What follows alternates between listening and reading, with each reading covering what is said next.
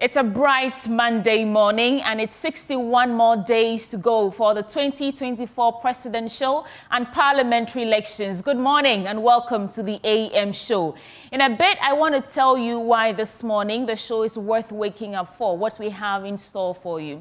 But I want to start this morning by saluting every single citizen that poured out on the streets of Accra cumulatively for 6 days. The Stop Galamsey and then Free the Citizens protesters, anyone who tweeted, made a video, especially those in the areas where the waters are polluted, sending in videos so we see how devastating the situation is. It is great to be alive to witness this time in history, a time where Ghanaians, the youth especially, are united in our call for immediate action against Galamsey and its devastating effect on our water bodies. And as an individual, don't worry, I'll get to the lineup in a bit. As an individual, a question lingers on my mind. After a series of calls on the president and leadership to do something about it, did it have to take international press? Is the president more answerable to the international community and foreign press more than Ghanaians? The GJA president called on the president to say something, but he didn't say anything. It took France 24 for him to say that he's not responsible. It's not his duty to release people from prison. It's an interesting time to be alive, and I just want to say kudos to everyone adding their voice to the call for immediate action against Galamsey and its effect on our water bodies. Let's keep the fight because the choice is ours. We are the only ones who can make it happen. Right, so this morning we'll start by serving you the AM news and then we'll bring you the AM news review segment. For today, Nanaya Achapim Jantua will be joining us, as well as lawyer Enoch Afuakwa from the NPP communications team. You know Nanaya is former General Secretary of the CPP. They'll be joining us to review the newspapers and the stories in there and how it relates with you and me. And then we'll bring you AM Sports. Muftan Abil Abdullah will be serving you that. Of course, then we get to our big stories. This morning, we will bring you an exciting interview with the CEO of the State Transport Corporation and the Vice Chair of Dr. Mahmoud Bawumia's campaign, Nana Akomea. And you don't want to miss that all-important conversation on a myriad of issues. And then on today's Streets of Despair, we will bring you the story of a 24-year-old boy whose dream of becoming a journalist is slipping away, but remains undaunted, hustling in the streets of Accra. What is the way forward for him? Our colleague Kenneth Jesse is on that beat and will bring us that story later on in the show. Also, there's a march to protect the values of our children and the generation yet unborn, as all is set for the Family Values March tomorrow. That is the 8th of October 2024, to drum home action on the LGBTQ+ bill that seems to be hanging in the balance. We'll talk to the convenience of this. And later on, you get to have your say on the show, but you can join us right now across all social media platforms at Joy News on TV to share your comments with us. And at the tail end of the program, when we open the phone lines, you can call in and have your say. Folks, it is my absolute pleasure to be here steering the conversations this morning. My name is Sweetie Abochi, and I do this with Benjamin Akakpo. You want to stay with us from now to 10 a.m. Let's get to the AM news now.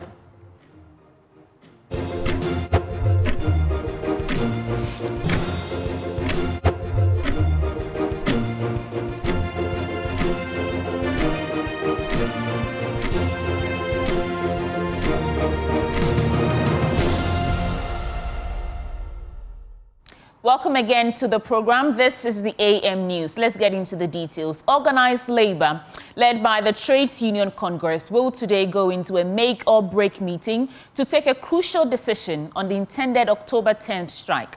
TUC declared the indefinite nationwide action after expiration of a 1-month ultimatum to government to take immediate action to stop illegal mining. After a meeting with the president on Thursday, organized labor is meeting today over the president's request for more time to take a decision on the matter. My colleague James Aveji has a wrap of events in the past week and what to expect. Labour early last month waded into the call for government immediate action to stop illegal mining after the expiration of a 1-month ultimatum for government to, among other things, declare state of emergency on all mining activities and immediate repeal of LI 2462, which allows for mining in forest reserves. TUC declared an indefinite strike from October 10 to drum home their demands. Organized labor has decided to declare a nationwide strike with effect from October 10th, 2024. The strike has been widely supported by various labor unions. Come on the 10th, all GPRs nationwide will lay down our tools. Nobody will work. On the 10th of this very October, no vehicle is moving. We will sit down and demonstrate. We will not let any trotro or long-distance vehicle move in the country. There was shock for many, including leadership of some labor unions, when news broke on Thursday that there was a meeting between the president and a section of leadership of organized labor to negotiate their demands. Angel Kabonu is NAGRAD president. I'm yet to find out from the leadership of the three platforms whether there was a meeting and whether they attended. I am not aware. I am hearing for the first time that there was any meeting of any sort. I don't think I'm hearing right.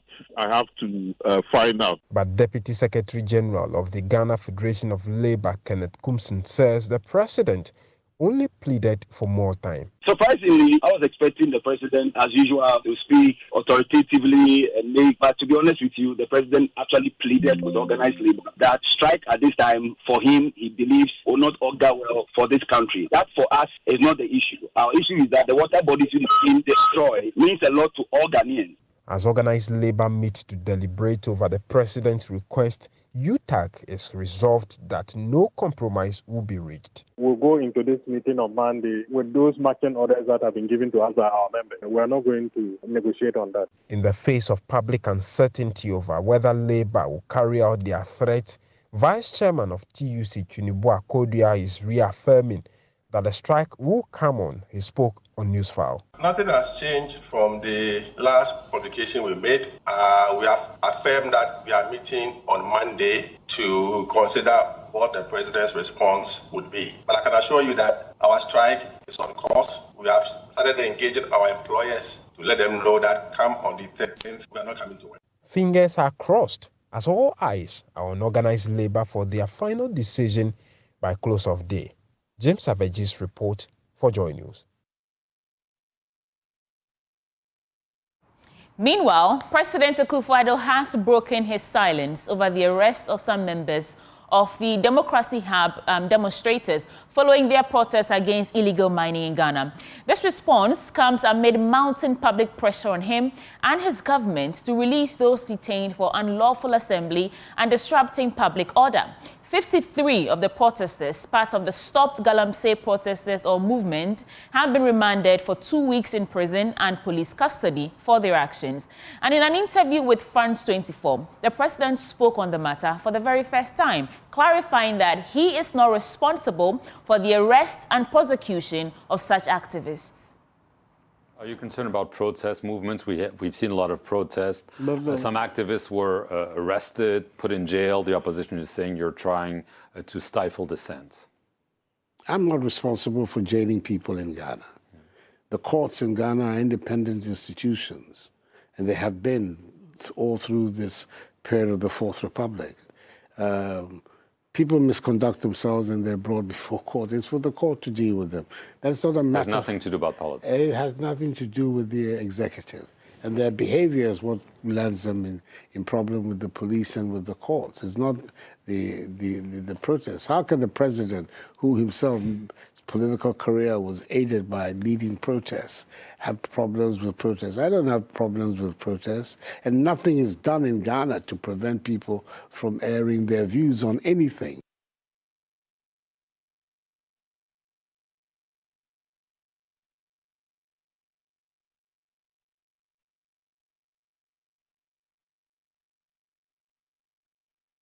Still on the issue of Galamsey, elsewhere, Works and Housing Minister and MP for Foasia Irebi, Kojo Oponkroma, says under no circumstance will chiefs and constituents in that area trade their water bodies for gold in order to protect electoral fortunes. Speaking during his campaign in Foasia Irebi in the Eastern region, he emphasized that his constituency will not tolerate illegal mining activities while committing to safeguarding the environment.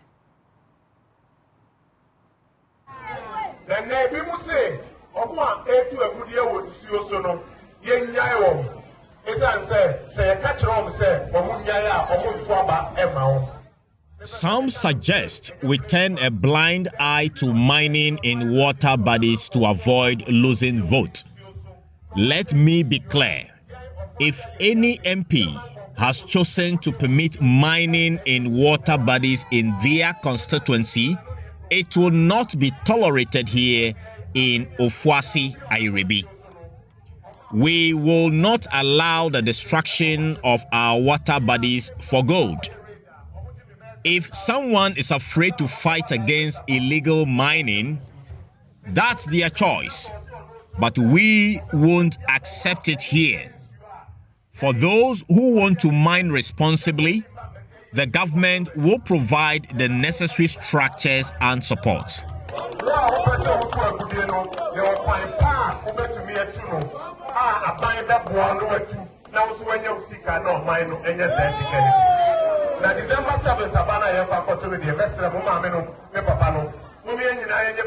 As for the upcoming December 7th elections, I urge you all to vote number 1 on the ballot, Dr. Akomea.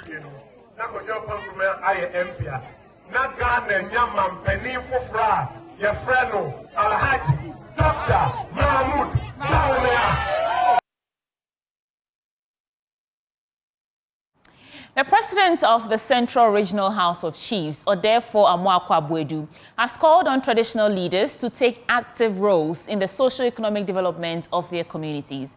He emphasized that the role of chiefs has evolved from the past, and the modern chiefs are now expected to partner with institutions and development-focused organizations to drive progress in their areas. Odefo Amoakwa-Boadu made these remarks during a ceremony where medical equipment valued at $70,000 was donated to Breman Esikuma Hospital. There's more in this report. The president of the Central Regional House of Chiefs, Odefo Amoakwa-Boadu, highlighted the need for traditional authorities to be proactive in ensuring that their communities benefit from such initiatives and collaborations. He says the traditional leaders should be used as channels for the development of their areas. We were blessed to have this donation from Lancaster General Hospital, and today we are privileged to be used as instruments or channel to bring these items to Our Lady of Grace Hospital in Breman Esikuma so that it will improve health delivery for the community, for the people. Well, on top of my head, I would say these items may amount to about $70,000, but then we didn't pay for it. We had to work hard to get it. And we are working hard to get even more equipment to donate more before the end of the year. Being the president of the Central Regional House of Chiefs, my focus will go beyond Breman Esikuma. Next week, I'm going to donate items to hospitals in Cape Coast through the Regional Director of Health. And before the end of the year, we are going to make further donations to help with delivery. Medical Director of Our Lady of Grace Hospital at Breman Esikuma, Francis Bentel, thanked the president of the Central Regional House of Chiefs. He promised that the equipment would be put to good use to manage the healthcare needs of the people. We pledge that we are really going to put these items to use for the benefit of the patients who will come and visit this facility. She promised of sending dialysis machine, which I'm on the sea coming. We have the capacity or the qualified doctors to handle that machine. So if by God's grace that machine also comes in, then this district will be the first district to be doing kidney dialysis for the patients with the kidney failure. So on behalf of the management, we once again thank Odefo, the team in US and his chiefs for the big favor that he has done this facility this morning. It will go a long way to serve his people. Yes, we are seeing some beds, microscopes, autoclaves, screens. It's really going to enhance the quality of care that we give here. If you go to the emergency right now, the place is so much congested. People will come, no bed. They'll be sitting in the chairs for rehydration and all those things. So these beds are going to be sent right away to the emergency to help our people who need emergency care. The donation, according to the management of the hospital, will help relieve them of some of the challenges the hospital is grappling with. Abdallah Osman's report read to you. The government's major initiative to restore productivity on moribund farms across the country, with a special focus on cocoa farms, is yielding positive impacts. That's according to the Minister for Environment, Science and Technology, Ophelia Mensah-Hayford. Speaking during a recent assessment of the project's progress, Ophelia Hayford emphasized government's commitment to providing farmers with seedling and funding to support the replanting process and enhance their capacity to sustain their farms. There's more in this report. The Minister for Environment, Science and Technology, Ophelia Mensah-Hayford, with her team, has been assessing the impact of the restoration project. She noted that the bigger picture is to boost the production of crops in the moribund farms. We are here on the restoration aspect of this project, and that has to do with government assisting some of our farmers to do replanting on moribund farms. When we say moribund farms, these are farms that are not yielding any results, and especially it has effect on cocoa farms. So the government is helping our farmers to replant, and not just replant, build their capacity as well, and then also fund whatever activities they are going to do in these farms, and also give them the seedlings to replant the farm. And so we are here to assess the impact that this project has on the people, the community, and Ghana as a country. You know, globally we are battling with climate issues, and I think some of these things will help us to sustain the environment and then to curb the climate issues. And you can attest to the testimonies that are coming up. The farmers are so excited and are calling on the government to extend his frontiers to come out and assist many of the beneficiaries, those who are yet to benefit, to come out and then assist them as well. The focal person for agricultural activities within the project, Kingsley Amuakun, highlighted the broader impact since the project's inception. The approach is bottom up. The project doesn't decide what farmers should do. The farmers decide what crops they want to plant, and the project supports them. The focus is to restore the landscape, the agricultural lands, to make it productive again. So we are promoting technologies that will bring productivity on the farmers' fields. We are talking about 25,000 hectares for now, but we are still continuing. No, in terms of agricultural landscape, it's 25,000. But the forest lands and then the wildlife protected areas, I think so if we put all of it together, we are close to a little over 1 million hectares. Coordinator for the Ghana Landscape Project, Isaac Aqua, shed more light on the project. We have MOFA as the agricultural sector. We have forestry, that's the forestry wildlife for the forest sector, and then our biological corridors and our national parks. And then we have Cocoa Board, dealing with cocoa. We all know the importance of cocoa to Ghana. And we have EPA, coordinating the activities and dealing with riparian vegetation. And we have other institutions like Water Resources Commission, and then Land Use and Spatial Development. The restoration project is part of government effort to address key challenges in the agricultural sector, improving productivity and providing sustainable livelihoods for farmers. Abdallah Osman's report read to you. President of the Upper West Regional House of Chiefs, Na Paule Kabo III, has expressed concern over the refusal of chiefs in the Laura traditional area to attend council meetings. The practice, according to Na Paule Kabo III, who also doubles as the Vice President of the National House of Chiefs, impedes council's effective discharge of its statutory functions under the Chieftaincy Act. He warned that henceforth, any sub or divisional chief who absents himself from council meetings and asks their regents to represent them at these meetings without any tangible reason will be turned away. Na Paule Kabo gave a warning at the coronation of Na Wuling Wale II as Chief of Tanchara, from where our Upper West Regional correspondent Rafiq Salam reports. Following the death of Na Dipalo Nebere II in 2003, Tanchara located in the Lora municipality of the Upper West region, has been without a chief. The over 2 decades absence of a chief for the area, according to residents, has stalled the development of the area. I am so excited. If I joke, I will turn into a mad person. We have been without a chief for God knows when. But today, we are thanking him for giving us one. She said, amid the relation from her colleagues.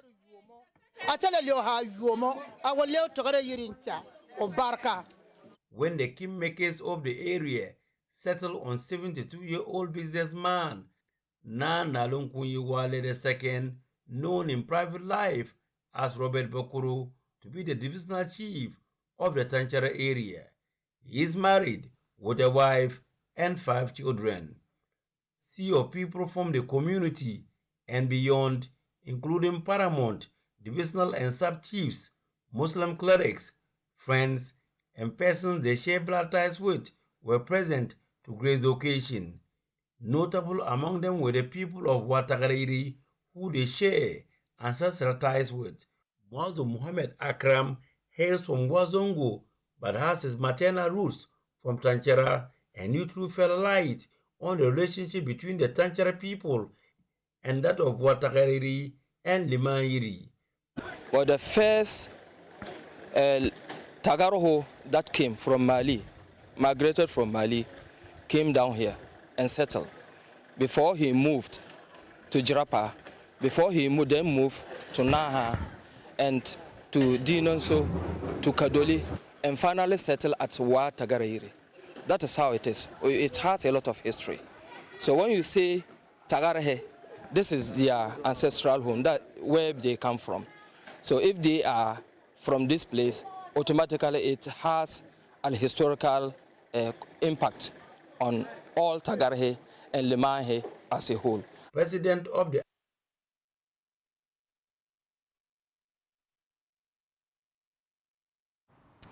Now, sales boomed, exciting discounts reigned with huge deals struck at the 2024 Republic Bank Love FM Habitat Fair in Kumasi. The biggest housing fair in the Ashanti region ended with both patrons and exhibitors calling for an extension of the housing fair.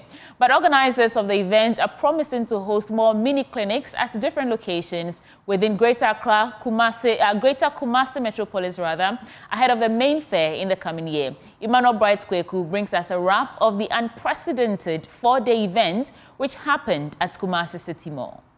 It has been 4 days of exciting discounts, huge deals for many of the patrons who trooped here to the Kumasi City Mall for the Republic Bank Love FM Habitat Fair. Here has been the one-stop shop for everybody that needs a home. We've had a lot of interaction. I think the education has gone down well. The people of Ashanti region are beginning to accept the mortgage financing bit, and I believe that the Habitat Fair has done as a good. I mean, if you look at even the vendors, the turnout, this year we've had quite a high number of vendors. If you don't window shop, you actually won't know what is in the market. And so this is a fine opportunity for them to come and do window shopping, plan, so that one day when you hit the jackpot, you immediately know where to go and how to spend your money. I also thank you people. When you come here, we have met a lot of our clients here. They have visited us here. I think just today we have met our super local more than 4. So we raise every day. Every year we continue to do it. Yeah. Some people are calling for 2 times in a year for the Habitat Fair. Yes. And also I please to you, like you can extend like December. Yeah, because this one every time we rain disturbance. Yeah. So you want December, eh? December, like it's really December for you. Them are saying their discounts are like now. So if hopefully you come later, just maybe it might not still exist. But I'm sure that now that you have the contacts and you have the options, I think you can play around. And now that I think one of them mentioned that, listen, they've extended, the discount. So I think it is something that we can follow up on. It was this afternoon I saw it on TV, and I decided to come over here. Okay. I mean, I didn't know there was a program like this going on here. But if it could be extended, probably to about some 4 or 5 days, that would be okay. Or probably you have it, twice a year.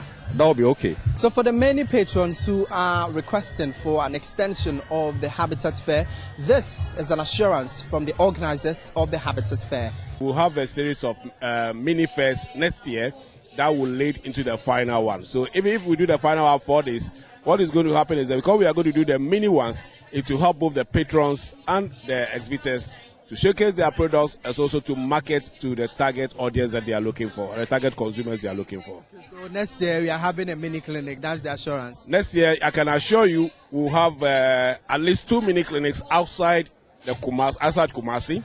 We'll have 2 mini clinics outside Kumasi. We'll have a public lecture before the main event. We thank the people of Kumasi for their support right from day one, even when it's raining.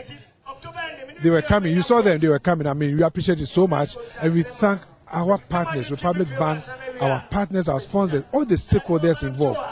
Well, so it has been raining discounts here at the Kumasi City Mall. But if you did miss the opportunity to join us here, well, do not worry, because next year promises to be bigger and better, because the organizers are promising more mini fairs across the greater Kumasi metropolis. From here at the Kumasi City Mall, my name is Emmanuel Brightsquick.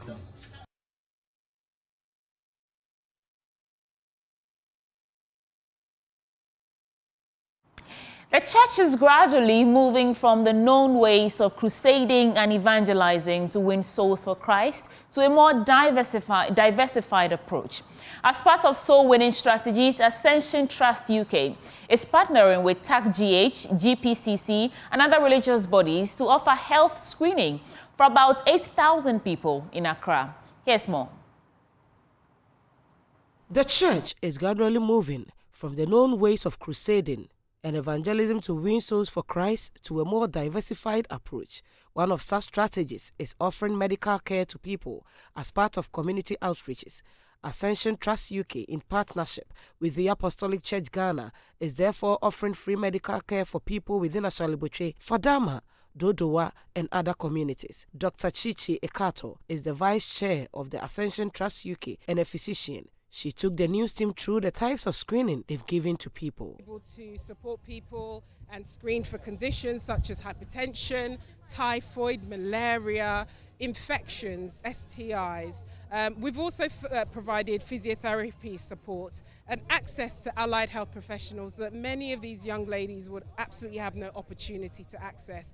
It has been absolutely phenomenal that they can walk away with medication to treat simple things like anemia, to treat simple things like gastritis, to treat simple things like skin infections. It sounds simple to us, but to them who were so disadvantaged and vulnerable, it has meant so much to them. And just to see their faces light up, it has meant the absolute world to us. Pastor William Enineje is the programs coordinator for the Apostolic Church Ghana, and he indicated that the target is to reach about 8,000 people and offer free health care. Our mandate is to win souls for Christ. That is our mandate. And it's also embedded in our mandate to seek the welfare of our own people and to make a mark in the community. So when we sum up both here, Fadama and Dodowa, we are targeting about 8,000 people. Some beneficiaries who couldn't hide their joy spoke to the news team. I am no go. Yeah, I shall be trivia and I am no go. I will take all time. I am no go. I feel Ghana career. I'm here full. My doctor who a full lie, Miska. And no one damn fancy. Nanungo, I draw me fan. And then me ba no me who say, Nipper be bra a war a chronomono abba. Omania chia. Omo a show my pong with din. A beboapa. Coming up next is Business Update with Benjamin Akaku. Welcome to our Business Update for the morning. In our first story, coordinator for the Ghana Report Jobs and Entrepreneurship Fair, Adib Sani, has stressed the need for a concerted effort to curb unemployment in Ghana. According to him, there is the need for an increased investment in STEM education for sustainability. He spoke to Joy Business at a STEM Novation initiative organized by the Ghana Report Jobs and Entrepreneurship Fair for senior high school students. Part of the job fair, which has different components, you get a job either with the security services or other public sector organizations or even private entities. There are also skills training where people are trained in various skills, from soap making to local drinks making, CCTV installation, solar system installation. We have makeup artist training, and we have dressmaking as well. Then we have the STEM, where we've brought together second cycle and tertiary institutions. You know, people have novel ideas that they have actioned, but it's gathering dust because nobody has sponsored it. That is why we have decided that we call on these students with these innovations to come together. So we take a look at what they have to offer, and possibly there would be a 3-tier funding.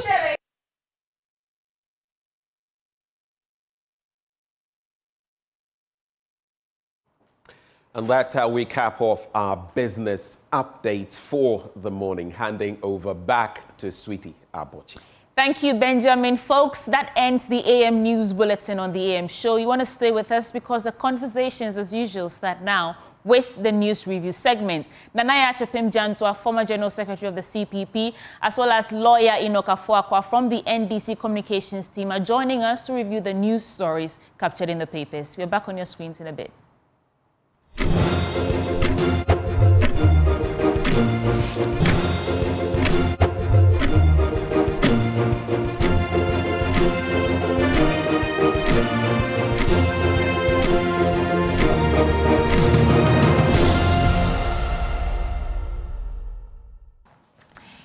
Good morning once again, Benjamin Akapo. Welcome aboard the News Review segment. You seem to be in high spirits this morning. Oh, actually, it's a lot that has happened over the weekend. Sometimes when some things happen that don't go a certain way, yeah. I get a bit hyper. Plus, when it doesn't go a certain way, or when it goes a certain way. So sometimes you expect very positive results. I had a number of negative info coming in over the weekend, negative happenings and a few things there. But you know, when you wear faith like a robe, you just weather the storm. So yeah, it's partly that. My spirits are still up, and it is what it is. Tough seed, I like that. But this morning, I just feel very proud, Benjamin. I know that maybe it's not new, it's not doyen, but for me as a young person, observing how the youth of this country are pouring out into the streets on social media, adding their voice to the call for immediate action. I see how, I think we've also all tasted the power of organized labor. And so this threat to shut down the country. I picture it as, you know, you're doing something and someone tells you to freeze. Everything freezes. No public transport system will be working. No businesses will be working. And if because of that, the president says we should give him more time, only for us to hear that he's not responsible. It's a good time to be alive in the history of this country right now, to observe how the youth are demanding action and how the government, not just the president, are taking these things, you know, and their rhetoric and the responses they're giving us. And also whether or not they are more answerable to the international community than we, the citizens of this country. Benjamin Akakbo, I'm proud to be in this country at this point, observing, witnessing how all this is unfolding. And I hope to see how it actually plays out. There are different dimensions to the response I'll give you. First off, slated for, is it the 10th, right? I hope we don't get there. Because if we do, it's going to spell trouble. And I seriously hope that Mr. President's government is able to do something. No one wants the country to shut down, to come to its knees. Because if we do, even we will be affected, right? Everything freezes. If the doctors go on strike, you may go to hospital and not get you know, the health care. If it's an emergency, people could die. But at the same time, you know, I was just sharing, and over the weekend, news file, it was reiterated. I had seen a study, and now they are saying that some people think, oh, we are sitting in Accra, so we are safe. Guess what?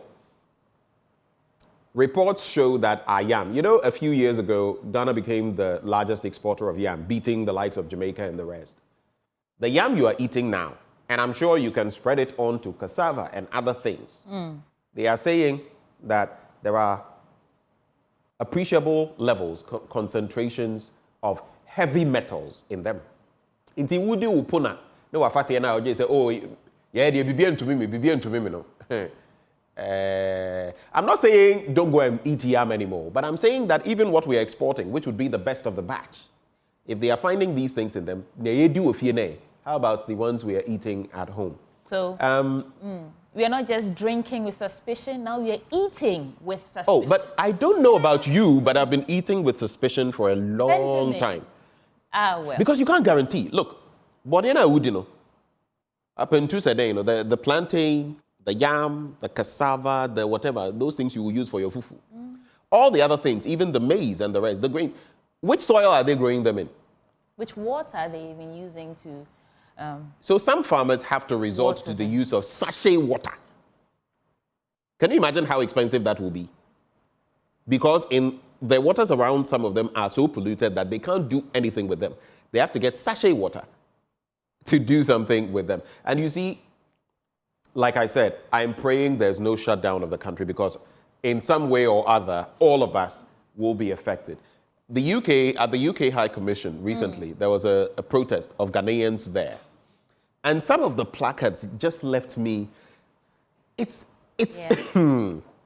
Over the weekend, I went again to see Felicity Nelson of the Democracy Hub. Yeah. So yesterday, I went to see her again. She was still in high spirits. I saw Benjamin Darko as well, who says he was not at the demonstration, but he went to visit Oliver Barker-Vormawor, and then that's what he says. And we'll wait to see what evidence the police will have. You saw them. How are they? How are they? They are doing well. They are doing well. Felicity is still in very high spirits.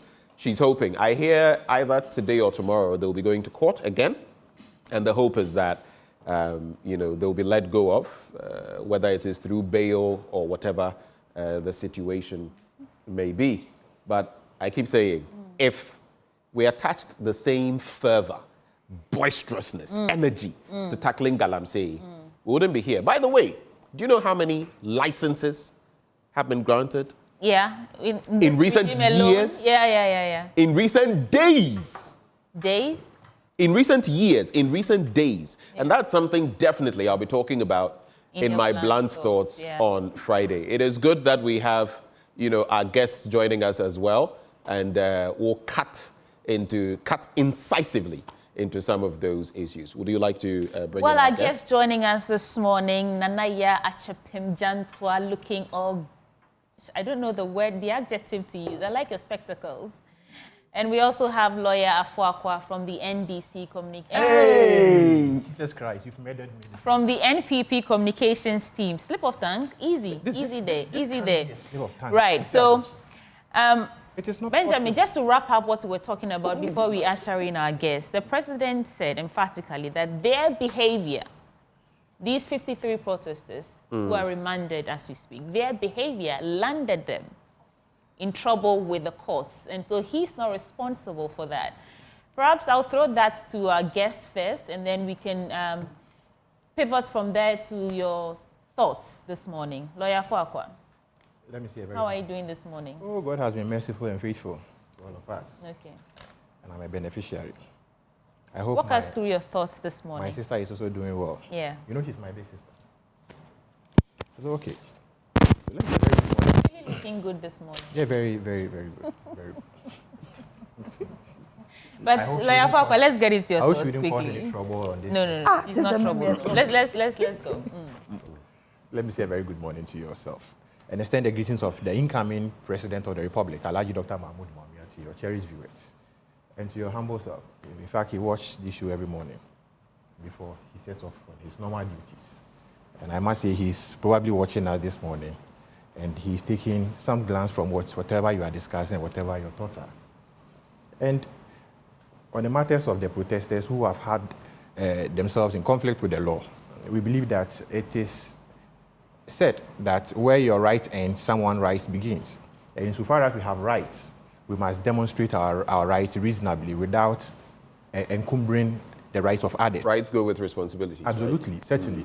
Once you have a right, you know the Constitution and Article 12 something also says so. And under Article 21, you exercise the right to demonstrate or to protest or to organize a special event, and you block others also from enjoying the same right that they have, especially people who were going to seek healthcare at the 37 Military Hospital, others blocking the roads and playing football, using unwanted materials just to block access because you are demonstrating.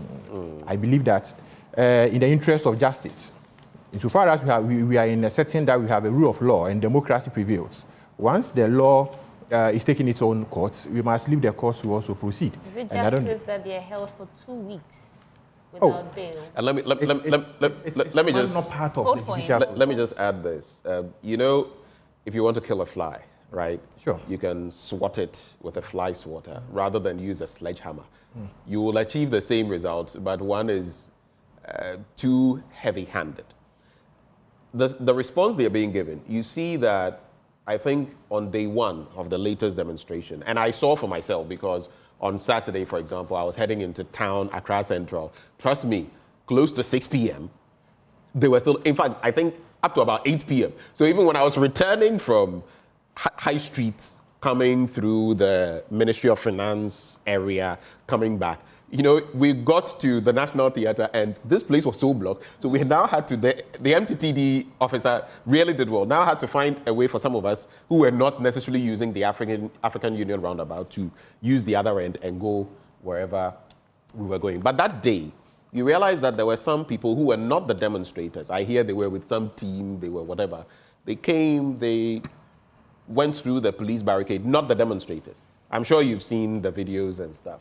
And they did it and nothing happened to them. Some have been asking, why? Is it because it's a certain area, a certain community? But yes, is it not overkill now? Yesterday, twice now, I've been to the Cantonment's police station to see some of them. At this point. Isn't it interesting to see that the NDC organized enough demonstration and no one was accosted or arrested because the demonstration was held legally, lawfully, without encumbering the rights of others? Is it not interesting to see that this recent demonstrations ongoing, where they started from Oponglo through the Liberation Road and the likes, no one has been arrested because they are following due process and they have not come in conflict with the law? Certainly, once democracy hub, we all could see, and I have read on social media and other portals that one of the gentlemen who encountered, the Rasta guy, that he was transporting, the mother or somebody to the hospital, and the access route was blocked, has had the guts of losing that relative or that family member. Is it not interesting that you are protesting just in the interest of the people of Ghana, and at the end of the day, the same people that you are protesting, you are blocking access to them and they are also dying? I agree. If the laws are not enforced, then certainly let's do this. I have heard rumors from NPP stalwarts. You're not the first person. I think, okay, I don't want to mention his name because we'll be having a conversation later this morning on that. Interestingly, I've only heard it from NPP members so far. There's no confirmation that anybody died on the back of this. But think about it. I was just sharing with Suti Abochi that I don't want the nation to shut down because if we do, guess what? Doctors go on strike and other such actions take place. People could die on the back of doctors going on strike. Is that not the case? Mr. Fakwa, yes. Is that not the case? Doctors go on strike and people die. If they go on strike, people could die. But you look at the overarching problems in our country. People are dying. Mr. Fakwa, I'm sure you followed in recent times that conversation about the fact that even now, foreign entities, you know, some years back we became the #1 exporter of yam. Sure. I don't know whether we still are, but I know at least about 2-3 years ago we were #1. Now they are telling us that they are showing high concentrations of heavy metals. If it's affecting yam, you can be sure cassava is affected. You can be sure plantain is affected. So if you talk about, oh, these people hit the streets and maybe one person died, unconfirmed, I can agree with you that I've always sat here and said that certain actions shouldn't have been taken. Those, taking off billboards and all of that. What business do you have? Blocking a road if it's an unapproved route and playing football. What business do you have? But how about the many who are dying? How about the many who will develop kidney disease, liver disease, lung disease, all kinds of cancers on the back of what is happening? Who knows what we are doing to ourselves? You see, the assumption that you are sharing out this morning. Assumptions? That, yes, is that these are reports. No, they're reports. And you have not shown us where these yams are coming from. Are you getting it? You see, most of the yam that we consume comes from the transitional belt. Kintampo areas, Ejura areas, name them. And the northern belt. The conversation is about galamsey. No, galamsey. But you are talking about yams. Yes. And the yams we know in Ghana, most of these yams, the Dioscorea alata, Dioscorea retundata, Dioscorea dentepruca, and all these things come from the transitional belt of our country. Are you getting it? Not from the forest regions. Most of them. At least the forest regions contribute about. Do you know though that there's illegal mining up north? Are you aware of that? Even recently in the Bongo area, gold has been discovered. And by the way, this is the GSA, the Ghana Standards Authority, that was saying this. So let's ask Ghana GSA. Standards Authority. No, let's ask GSA where the samples of these yams, highly contaminated with heavy metals, were selected. And tests were run. You see, we cannot. Are you saying that? And unless you know exactly. And I think when you're done, we should bring in Nanaya. I'm surprised. You shouldn't be surprised. I think we are doing one-on-one. No. It's just because he's got a certain. He's taking over 10 minutes. And on this show, it's not done like that. Panic without necessarily knowing where these yams are coming for 10 minutes and over. You see, we can't, because you see, the weedicides. No, let me come in. No, let me come in, please. Let me come in. Let me land here. The weedicides that we use contain heavy metals. Are you aware of that? Pardon me. The weedicides that we use, chemical farming that we do today, all these weedicides contain heavy metals, one or the other. So if you are saying that the yams contain, no, you shouldn't be chuckling. I am sure. The yams contain heavy metals. Agriculture. I am sure. I did agriculture too. Fully aware. Can see that. I did agriculture too. My grandfather was a cocoa farmer. I'm sure you are fully aware that there are certain levels that are acceptable for pesticides and all of these things, for the very reason that you don't want them to seep into the plants that you are putting forth. So let us be careful. And that there are appreciable levels that are acceptable and levels that go beyond the appreciable levels. You are fully aware of that. So this bit about let us be careful in ascribing in totality that it is as a result of illegal mining that heavy metals are finding its way into the yam that we are consuming. Nanaya, so you're taking out the story there are no basis to establish that. Yam or no yam, although the GSA, this is coming from the GSA. So the lady who spoke made mention of the fact that she had conferred with someone from the GSA who had told her this on grounds of anonymity. So let's leave it. So Nanaya, what I'm saying is that, Sweetie, you see the question you asked him, he hasn't answered it. Well. So give me time and let me answer. But no, you asked him about Nanado's stand on the arrest, and that's what you asked him. I answered it simply. No, you didn't answer. Let her also speak, please. You just went on and on defending Galamsey. Good morning to your viewers, and good morning to yourself, and good morning to my brother. For my brother, he's in the wrong place, so whenever you say it, he doesn't want to listen. See, the point is that you see how you are struggling this morning. I'm not struggling. You see, the point is that now I was surprised Nanado spoke to a foreign media house, and there has been calls from within, and he's never granted an interview to any local media house. And also to think that even when he went to the GG Awards, he was so angry, he looked so upset. And when the issue was spoken about, he didn't even allow any clarity or any interview to be conducted, but he gives access to, is it a radio? France 24. France 24. Yeah. Perhaps he's more answerable to international community and foreign press than the citizens who put him that is what it looks like. Because as it is, even if your child wrongs you, there is a way you punish that child. You understand? Maybe they went off board. But I mean, I still maintain that the police, they've been trained in crowd control and they foresee some of these things, or they should foresee some of these incidents when there is a demonstration or a protest. So what did they do? They had the opportunity to remove the barricade and throw it away. Why did they let it exist? They could have stopped them from tearing down the billboards. It was wrong though, but tearing down the flags and they could have stopped them. Because the police was armed, right? So why didn't they stop them? And even just showing your gun would deter somebody. And if I may just come in here, you speak to some of them. Like I said, I've spoken to some of them. Even yesterday, I was at the Cantonment's police station.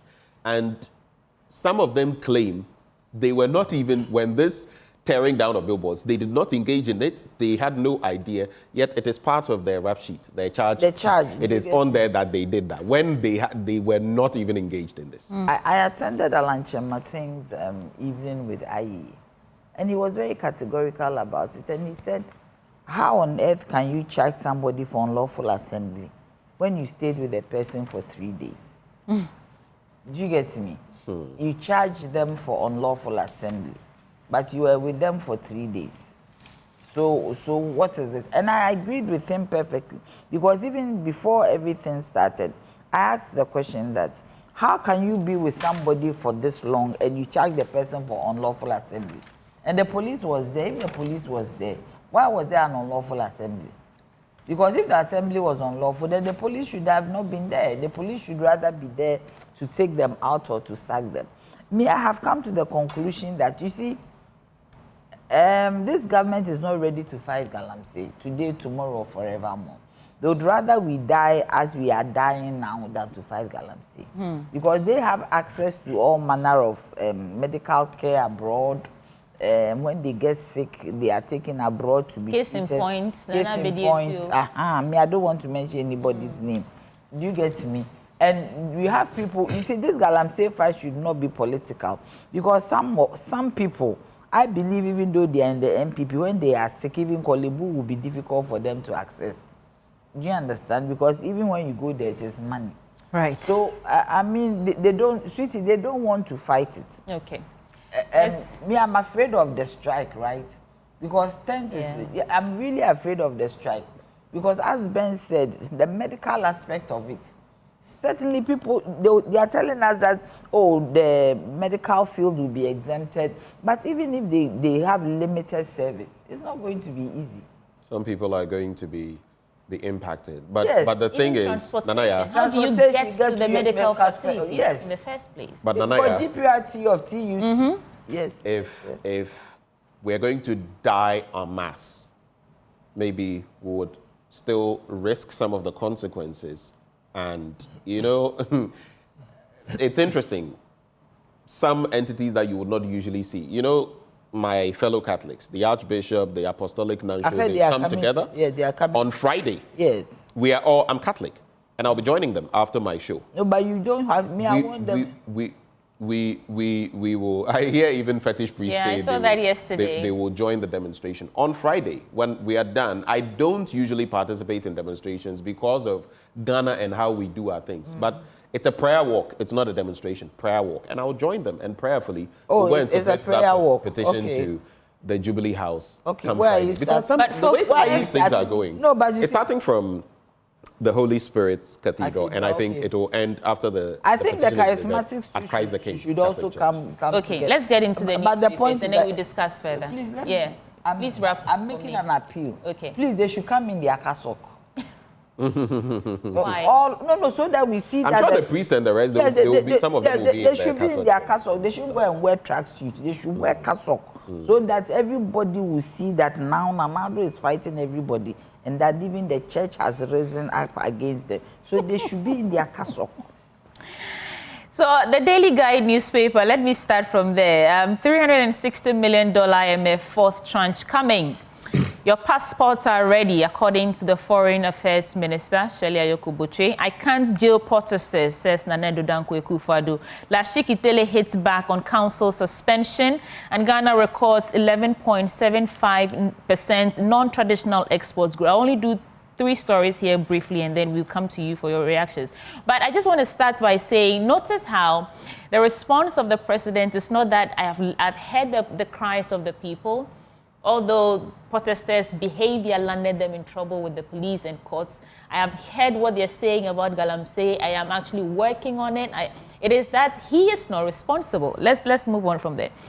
Let me start with a story on page 3 about passports being ready for collection, according to Shirley Ayoku-Butchie. Now, the Ministry for Foreign Affairs and Regional Integration has announced that passports are now available for collection at designated passport application centers for applicants who have had their biometric data captured. In a public notice, the ministry urged all passport applicants who had submitted their application since 2016 but had not yet collected their passports to visit their respective passport application centers. Quote, collection is available Monday through Friday between 10 a.m. and 4 p.m.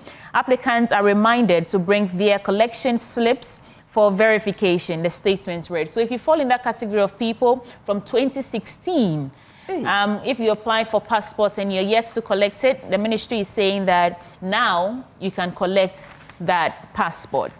And 360 million IMF fourth tranche coming. And that story is also on page 3. Let me get into that briefly. Ghana is set to receive fourth tranche of the International Monetary Fund loan program worth $360 million following a staff-level agreement on the third review of the country's $3 billion extended credit facility. Now, this development is a significant boost to the country's economy, which has been showing signs of stabilization and growth.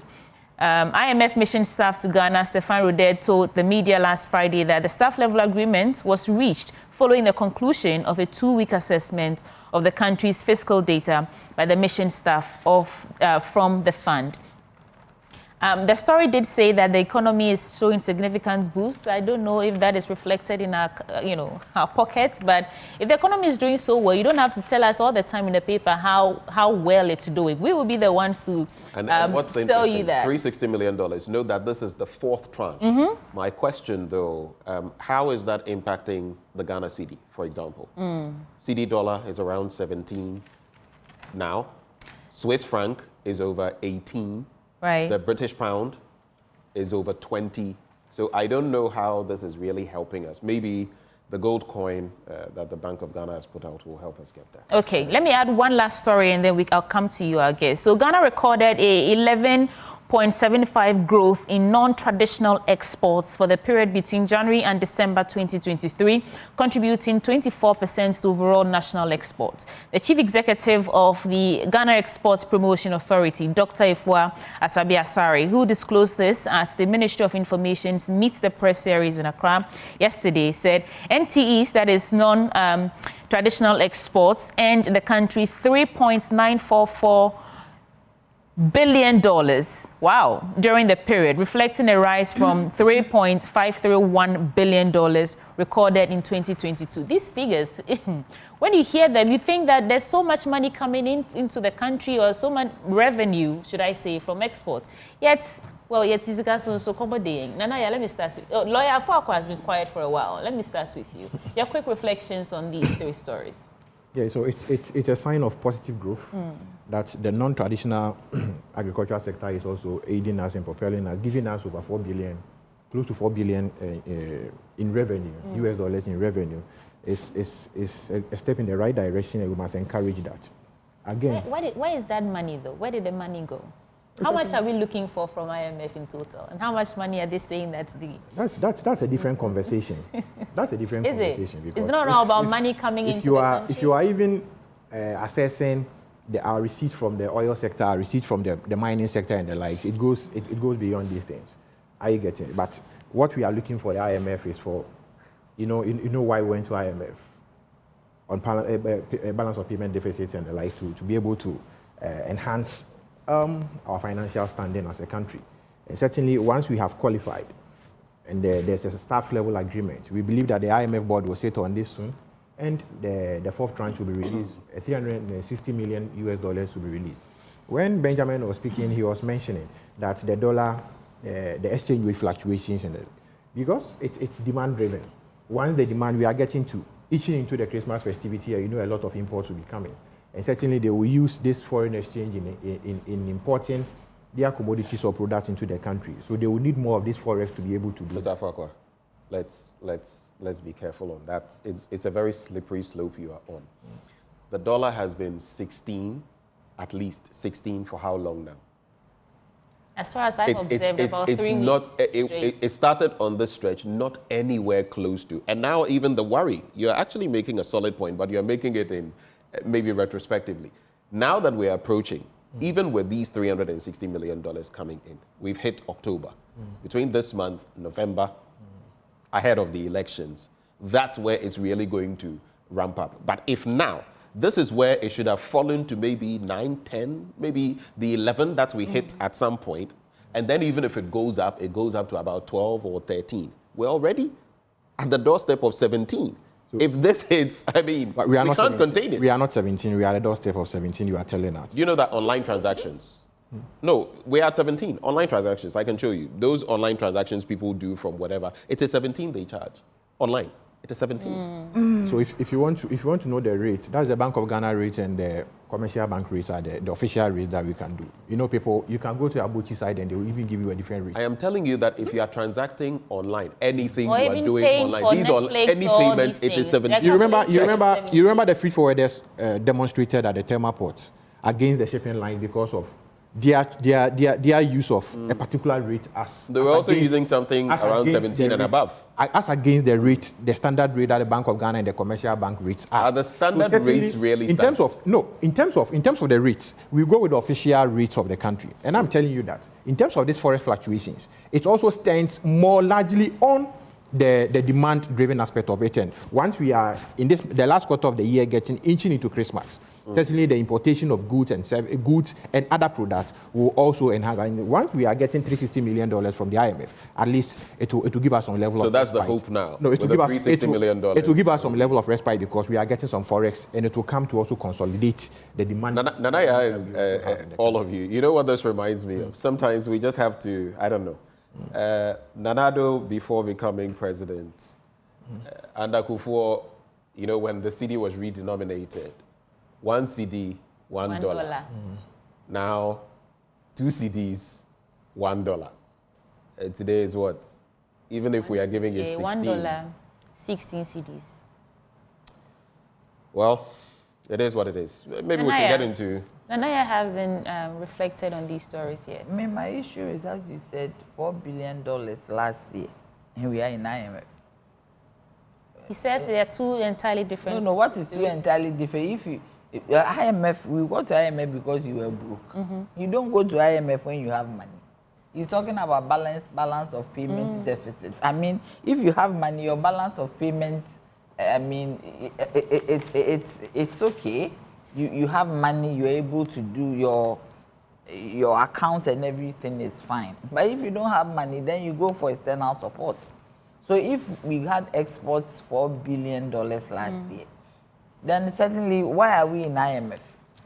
Do you get me? And you see, one thing I don't like about even this international community, the international financial institutions, they are saying that Ghana is in a better place. Ghana is the economy is stronger. What do they mean? Because you see all this fiscal data that they give us, this paper is on paper. It does not reflect in our lives.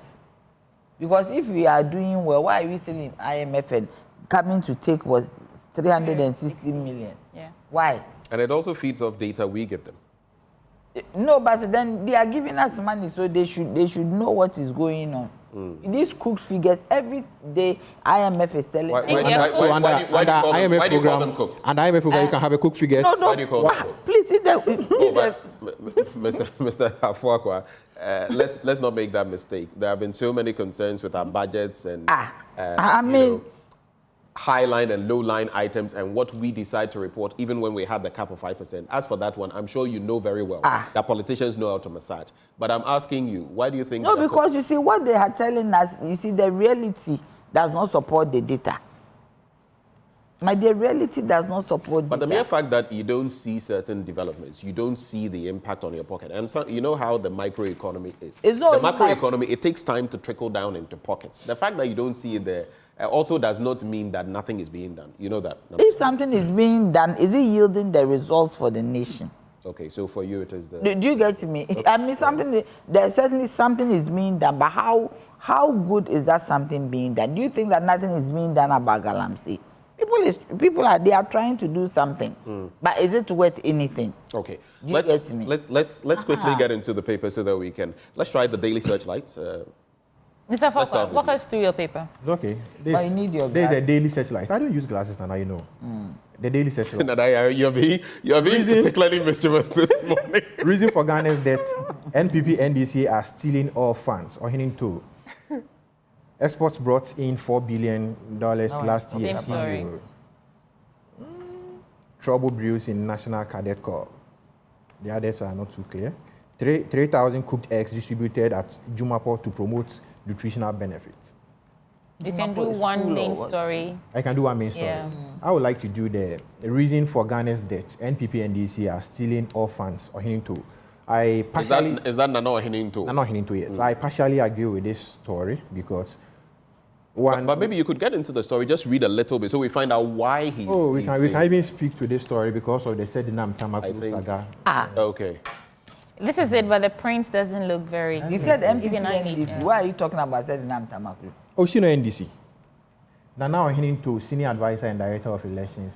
No, you see, but it all stems from our desk. And you see, Madam Sedinam Tamakulu, now declared as a fugitive criminal, who was convicted by the High Court Accra for misappropriating some funds of state, was a member of the then erstwhile NDC administration, the chief executive of Maslock. And we've had cause to say that most of the appointees of the NDC have had to get themselves in conflict with the law as far as misappropriation of state funds are concerned.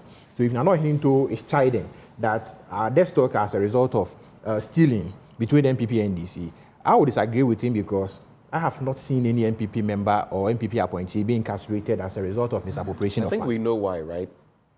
Do you know why? Why? Oh, it's because the president is so keen on, the rule of law and due process that every time, the rule of law and due process apply. And so far, we've not got anybody from Ejenim Boateng Ejay to all the others we have seen, because he respects due process. And he's a lawyer himself. He's a lawyer. Agabo, so we've never succeeded in... Let me. Oh, no, but I'm speaking for you. Let me affirm your position. We've never been able to do Let me affirm your position that there's no statute of limitation as far as criminal liabilities are concerned or crimes are concerned. And since 1992, the NDC has been in government, the NPP has been in government, the NPP has been in opposition, the NDC has been in opposition. Right. But when the NPP went to opposition after the tenure of office of President Kufuor, how many of the appointees of President Kufuor were incarcerated or convicted of misappropriation of funds? I think you have lived in this country the due process you are mentioning, I am only affirming your position. In this country also to realize that there were calls and many people could have been prosecuted, but there were calls. That is why you remember there was some sort of factious relationship between the two former presidents, Rawlings and Atta Mills. May their souls rest in peace. It's not established. And again, you also know that if we are talking about dealing with people who have, how many people can't we mention? We can't thrive on Charles Edouard, for example. We can't thrive on hearsay. No, you see, we can't thrive on hearsay to be able to rationalize these positions that we are talking about. We're talking of realities. Mr. Fakwa, we are talking about realities, factual matters. From his resignation, Charles Edouard, and I'm not insinuating anything. What happened? Well, the Cecilia Dapa issue, even before it came out, the president wrote that he was confident in her, innocence, integrity being shown at the end. I'm merely saying that even if it comes to that fight, the former president at least had about 2 people, including Abu Gapile, under his watch, that he threw, so to speak, under the bus and let them face the music, the long arms of the law. Don't you feel it's rather an indictment that with all of these issues we've heard and dealt with, some of which have gone before certain institutions, we still come to the point where not even one, supposedly, that must be a pretty whistle-clean government, right? Absolutely. And also, you're wrong. The story, just before you come in, the story is not about Edinam Tamaklo or anybody else. No, it's he about. was just. Why do you want me to say? No, you can't do calm that. Down. We are talking about newspapers. He said NDC, NPP. I mentioned Sednam. You said Tamaklo as an example. Your point is, so you can't tell me I am wrong. You are wrong. But not NPP, right? Now I'm saying. Is that what you're saying? I use empirical evidence in establishing what Nana Ohinto is trying to put out. That's what you're saying. What I'm saying is that NPP, right? the story NDC is coming from Nana Ohinto based on something entirely different. I just want to put that out there for our viewers because the story, we put out the story that reason for Ghana State, and it didn't mention anything like that. The reason for it talks about corruption, reason for Ghana. breaking away said from Tamaklo's matter wasn't not corruption. That this woman, after taking this Obatampa microfinance money, 500,000 Ghana cedis, met this woman at Bachona, is it Shell filling station, dumped the money in her car boot, drove off without paying back into the coffers of the Mashlock. Right. Is that not corruption? Okay. Thank you very much. How can we rationalize this to say you did not mention said Nam so we can't mention said Nam Tamaklo? So it is NDC, NPP, and I am telling you that NDC is more corrupt, and I'm not going to has nailed this right on the head. But putting in the NPP was not the right thing to do because there is no empirical fact to support that claim. Thank you for making it clear that when it comes to corruption, the NDC is in a comfortable lead. That it's only the NDC and that the NPP. I mean, you are saintly. You are saints on earth. So, yes, please, come in, Nanaya. Why are you giving him so much time?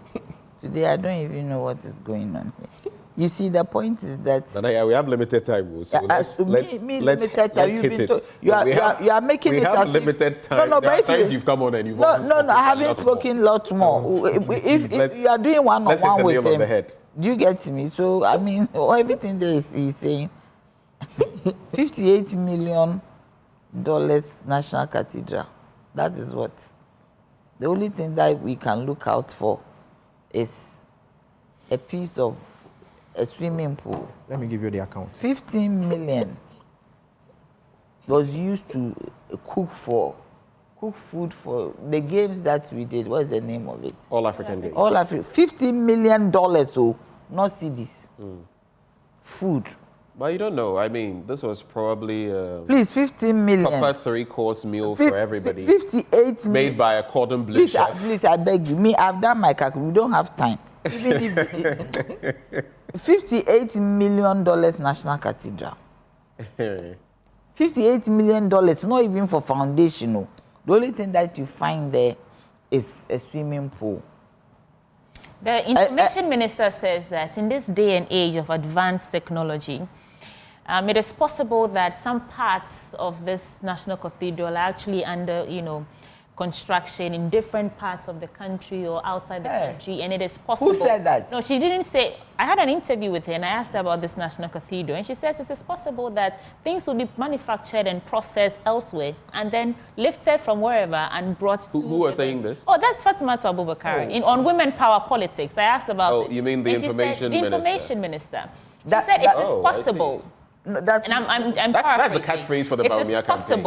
It is some parts of this cathedral. I'm just giving you context. So you cannot say that all we've seen is a whole. I like Fatima. Perhaps something is happening somewhere that we cannot see at the moment. We beg you. She cannot say that. This is God's house. You should not play with that. No, I mean seriously. Okay. The house of God we are building. It is not an infirmary or a factory. Do you get me? 58 million, what is being manufactured that till today? That prefab is not ready. $58 million. Nanaya, would you like to leave us with your headlines? So without just the headlines. I'm already depressed because of what I have heard. God's house. YEA equipped 3,000 youth with tools and cash. I met an Uber driver who said this one is just a hoax. A Futu municipal vows to demolish unauthorized billboards. I hope the unauthorized billboards are not NDC billboards. Upon Nkrumah explains Bawumia's vision at Gimpa, Ghana edges closer to global capital markets. Small-scale miners arm task force to protect water bodies. Okay, we have to go actually. Let me just add these headlines from the Ghanaian Times newspaper. Fight against Galamsey menace, deal decisively with illegal mining. Association of Small-Scale Miners demands immediate government action to halt destruction. And health alert. PSGH pushes government to stockpile Mpox vaccines against upsurge of cases. And that's how we're going to cap off the news review this morning. We're very grateful that our guests joined us. I'm just curious, before we go, why is it that in Ghana we like, you know, elsewhere, if you're a lawyer, they just call you Mr. Something or Mrs. Something. Why do we like this bit about lawyer Benjamin Akakpo, lawyer? It helps with the politics. It's not a title, is it? It's, you are Mr. or Mrs. That's your title, isn't it? You can also check from our sister country, Nigeria. And I've been in so many cases. You are Mr. and that is it. No. It's okay to call you Mr. No, I write my name in Okanhira for Esquire. But you see, Benjamin, we have to go. On the matter of the National Cathedral of Ghana, I believe on 17 June 2022, a statement was released by the National Cathedral of Ghana. There has been a recent published data from Deloitte or something. Deloitte. Some audit from Deloitte. Let us avert our mind on this. All right. And be able to discuss these matters than politicizing everything, every matter of state. Inoka is a member of the NPP's communications team. We also have Nanaya Achapim. Please. Nanaya Achapim Jantua is former General Secretary of the CPP. And of course, I did this together with Sweetie Abachi. Why is it bad? Let's segue into sports now. Up next. No? If you are building their findings are out. But their findings are out. So.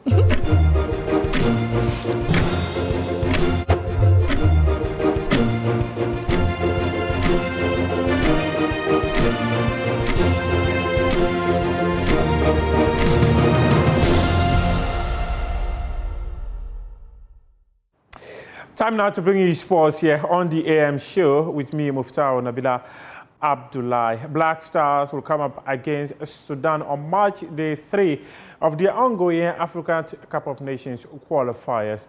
Ghana lost and drew its first two games against Angola and Niger and needs to win against Sudan to get their qualification ticket back on track. And head coach of the team, Otto Addo, says that the boys must give off their all if they want to stand a chance of picking all maximum points against Kwesi Appiah's side. I can understand that people are not happy. It's a very, very difficult situation. But like I said before, we were in difficult situations before. To be honest, I faced a lot of negativity before my first appearance here. When I came, we played against Nigeria, we qualified. Then also when I came back, a lot of negativity. Difficult situation, we played against Mali and we won and it was okay. And now again, surely a difficult situation and very, very understandable. To be honest, I hate to lose. I hate to lose, and I was also pissed. I was very disappointed, especially after the Niger game. And the Angola game, I think we have to see it separately. We can't put it, even though we lost, and results is what counts. Sports, I think surely it should be seen a little bit separately, but just because this is football. I played in Germany in the first division. We lost to a fourth division in the cup game. Sometimes this happens. You have chances, you don't score, and they have maybe one or two chances they score. So I want to exclude this match, but Niger was really, really bad. Disappointing, and like I said before, for us, it's about to bring the certain spirit which you talked about to this team. This is also part of football, to be honest. You know, sometimes it's like that. You try to score, the goal doesn't go in. It happens to every team. The probability that it will happen again, if you put in such an effort, it's very, very low. But I'm very, very sure that we have a high probability if we bring in these basics, passion, this spirit to defend, especially. The Joy Sports Invitational 2024 will be happening on October 26, and Safoda Ventures, one of the companies that will participate in this event, Thursday, they are targeting 6 trophies in this year's competition. There's more in this report.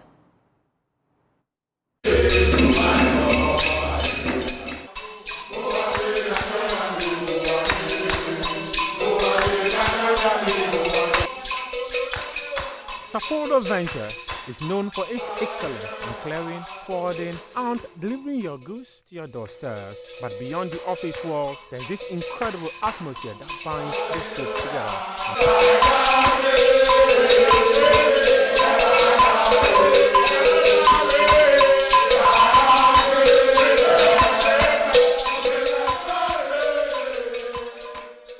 This has been executed many times, and they are ready to showcase their athletic prowess again at the upcoming Joy Sports Invitational Tournament on October 26th at the University of Ghana Stadium. You want to win how many? 6 out of 7. Wow, 6 out of 7. It's possible. It's possible. It's possible. It's possible. It's possible. What are you doing behind the scenes to come and win those six medals? We waited 4 solid years when we went on recess. All along, we were preparing ourselves. We know a day will come. So we were toiling, waiting for you to come. At long last, you've come. So we are prepared already, before you prepared. That's a good one. That's a good one. That's a good one. Before we prepared, you were prepared already. This team is leaving nothing to chance. Led by a dedicated Chief Executive Officer, Mr. Adolf Ajay, they are here to redefine corporate fun games and networking. Has been sent to Stamford Bridge to work in the camp. So Asana is not in here. We'll be back with new tactics and new formations. And your team members will score like Old Palmer?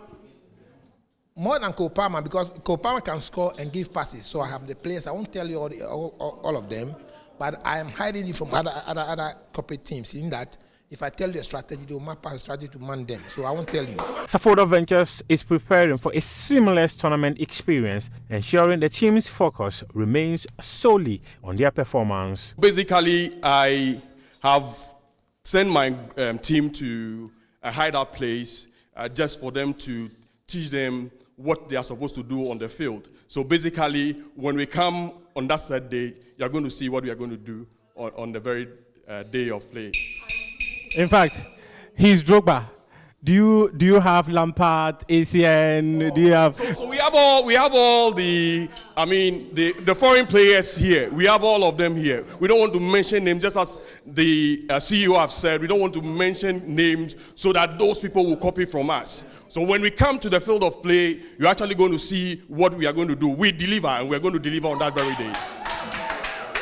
You deliver across the length and breadth of Ghana, and that day you want to come and deliver for us to see. The way you're talking, you've not seen what other people are bringing to the table. You see, we don't talk. We just don't talk. We deliver. That's what I'm telling you. We deliver.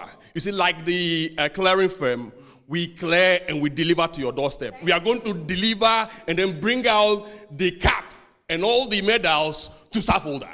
The excitement isn't confined to just the players. Employees from all departments have rallied behind the team, offering encouragement and support. It's become a company-wide affair, with the entire Safoda Ventures family rooting for their colleagues to succeed. This is Safoda.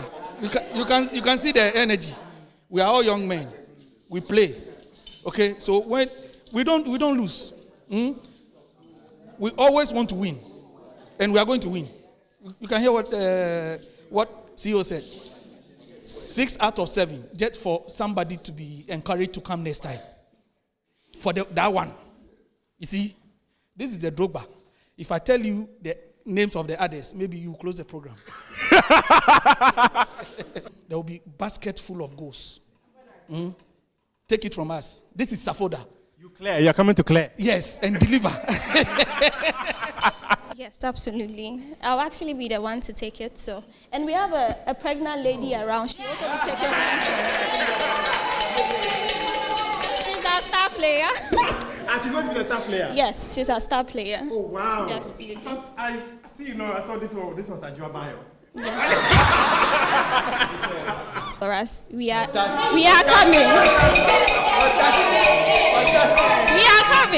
We are coming, and you should be afraid. We are coming for you. Wow. Are you going to play Owari or Lime and Spoon? Which is which?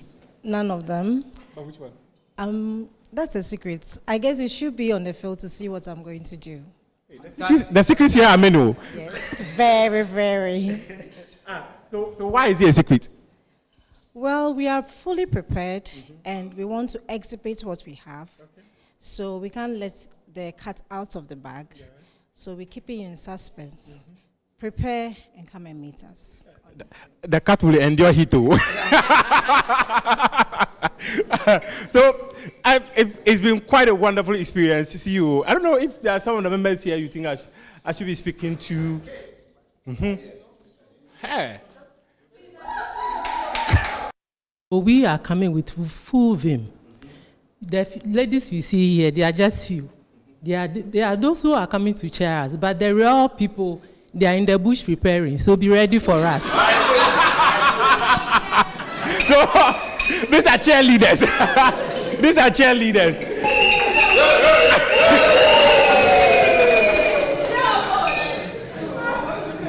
CEO is 58 and fit. 58 and fit. Charlie, it's been a wonderful time with all of you. 26th October is going to be wonderful, right? As you've been a winner of this, but you have a threat. Kenansa is your threat.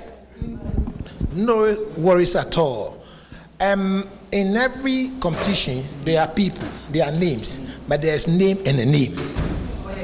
And so Safoda, who is Kenansa? Kenansa, who is Adolf? Adolf is. So on the field, we'll see who is who. In penalty shootout. Ken is not a threat at all. I saw his skills when we were launching it, and I was laughing. So I put a lot of things under my sleeves. With his shoes, I can see, but the power is what we are going to exhibit, and that's our strength. The power is the strength. They will clear and they will deliver. We will come and clear every event and deliver the trophies here. October 26, Joy Sports Invitational 2024 will be happening at the Legon Sports Stadium.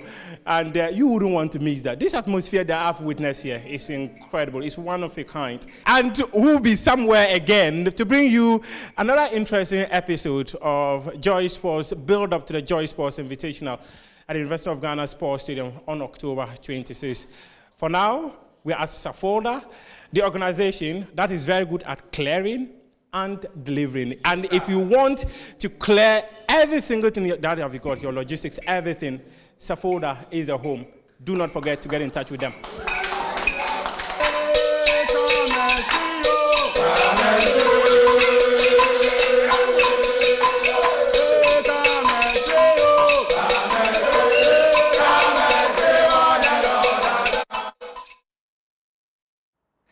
Let's bring you some Ghana Premier League highlights. Kumasi Asante Kotoko have moved to the summit of the Ghana Premier League table after defeating Aqua Lions. In short, Roma also secured their first win of the season after thumping Legon Cities. It's Emmanuel Anji for Kotoko. He lays down the pass to Saka Dauda. Saka dribbles and sends across. Abdul Karim, this is Kotoko! Albert Amoa! What a goal for Kotoko! Kumasi Asante Kotoko are one up at the Obuasale Glaze Sports Stadium. A beautiful goal by Albert Amoa.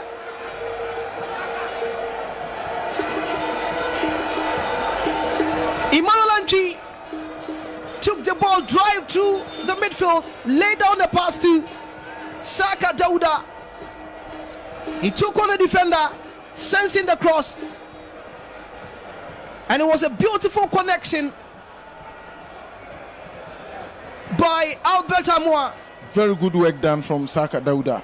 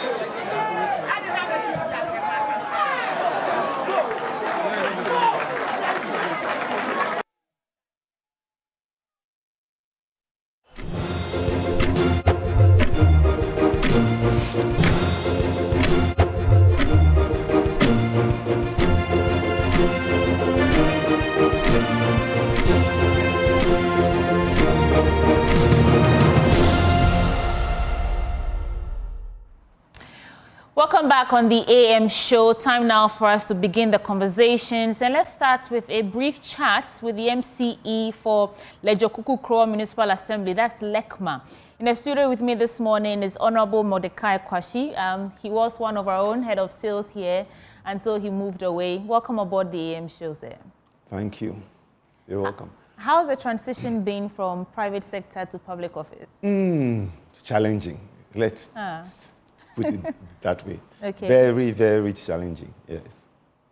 But you're enjoying yourself? Oh, absolutely, absolutely. It's one of the job is one of the roles in which you can make an impact, significant impact. You can change society, you can make things happen. You can stop bad things from happening, you can make good things happen. So it's a very good role to be in if you really want to serve, you want to make a change. Okay. Yes, I've enjoyed the time being an MC. Okay. Although I'm not looking forward to being an MC again. You're running away.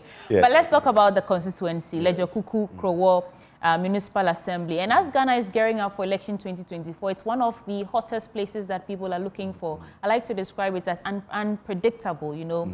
How are we doing in that constituency so far? We're doing good. But before I answer that, let me make a correction. The name is Lejokuku Municipal Assembly. Krowa has been hived off now. So Krowa is an assembly of its own. And so Lejokuku now stands on its own. So we have Lejokuku Municipal Assembly. It's no longer Lejokuku Krowa Municipal Assembly. Okay, so you're the MCE for Lejokuku Municipal Assembly. Municipal Assembly, okay. Now, having said that, let me go to the campaign. The campaign is going well. I mean, this year was always going to be a tough campaign. So, yes, so I can say that given the circumstances, everything's fine. In terms of the parliamentary campaign so far, there's obviously between the NDC and the NPP, Bernard Okoboy lost his seat in 2020. Now it's Benjamin in the seat. Do you think that they're both appealing to the people enough?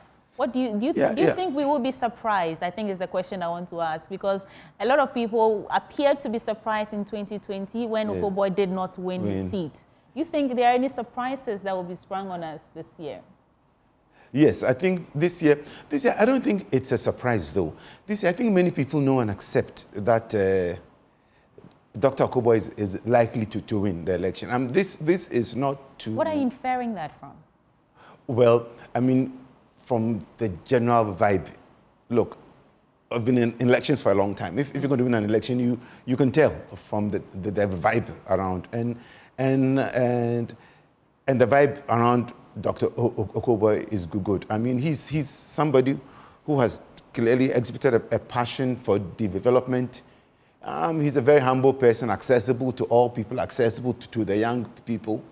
He's a very focused person. And somebody who, when he wants to make things happen, he's focused and persistent in ensuring that he gets the development that he needs for his people. So these are some of the reasons why I'm sure that come 7 December, the good citizens of Lejikuku would reward him, by asking him to represent them. Okay. So that's your opinion of the Absolutely situation. my opinion. So in terms of the presidential campaign so far, there have been a lot of activities. The NDC and NPP both have had events, rallies, in Teshi especially, and I've witnessed some of them. So how are we doing on that front as well? Yes, we're doing fine. It's important to understand that in the presidential, our candidate is the underdog in the race. Every poll has put him behind. So we are working hard to catch up and overtake. That is what we're doing now. So it's a lot of work going on. You said the underdog. Yes, Dr. Akomea is clearly there. That's an interesting way to describe him, as an underdog. Oh, yes, he's the underdog. This election is interesting because not only is he the underdog, Dr. Akomea is also the candidate of change and transformation.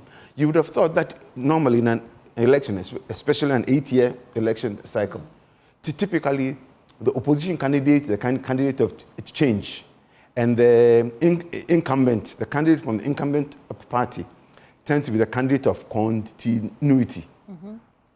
But here we have a situation where the candidate of the ruling party is rather the candidate of transformation and change.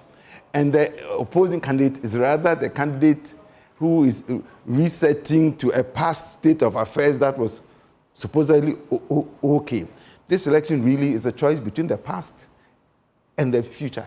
Strangely, and the incumbent, the candidate of incumbent party rather is now looking like the candidate of change because the bold solutions he's talking about. And that is one of the things that every time I go campaigning, and if you give me some time, I'd give you a slightly different perspective. Before you get to that slightly different perspective, this narrative almost suggests that Dr. Mahmoud Bawumia is not an integral part of this current administration, and he's the one now proposing bold solutions for the future. He's coming for a change, an underdog. I still find it very interesting that you describe him as that. Yes. But he's been part of this administration for nearly 8 years now. Yes. So we cannot paint him as though he's someone who's just emerged Absolutely. with a new vision and a new way of, or new approach to solving the problems that we have in the country. Yes, I understand your point of view. Yeah. But this is what I'll say to that. He's an integral part of this government. But he's a transition person. You can akin, and I hope you don't misunderstand what I'm saying, but in the Bible, for instance, you would find Jesus Christ. He's actually an Old Testament figure. But because the New Testament only came into being after he died and resurrected and all of that. That's when the New Testament came. But although he's an Old Testament, Jesus as a human being is an Old Testament figure. He ushered in a completely new era. I hope you understand. He was a teacher, was a rabbi, was a healer. But he actually introduced the completely new way of looking at the relationship between God and man. New. And that, in a sense, to some extent, is where Bawumia stands now. He's part of a government that has done a lot of basic things, a lot of social interventions, a lot of humanitarian things to ensure that we leave nobody behind and we carry everybody along, free education, all of that. Now he's moving us into a new era. And it is critically important that we understand what the new era is. And can I go in there now? Yes, let me share your perspective with me, and then we can proceed. Okay, the critical challenge, that's my view. The critical challenge facing us as a nation today is the fact that we are in our 17th IMF program in 67 years. We go to the IMF almost automatically. Every 4 to 5 years, we go back to IMF. This happens whether it's a military government, whether it's a civilian government, whether it's an NPP, whether it's NDC. It almost happens irrespective of the regime. That leads me to conclude that it's a systemic thing. It's a systemic problem. And it is true, it's a systemic problem.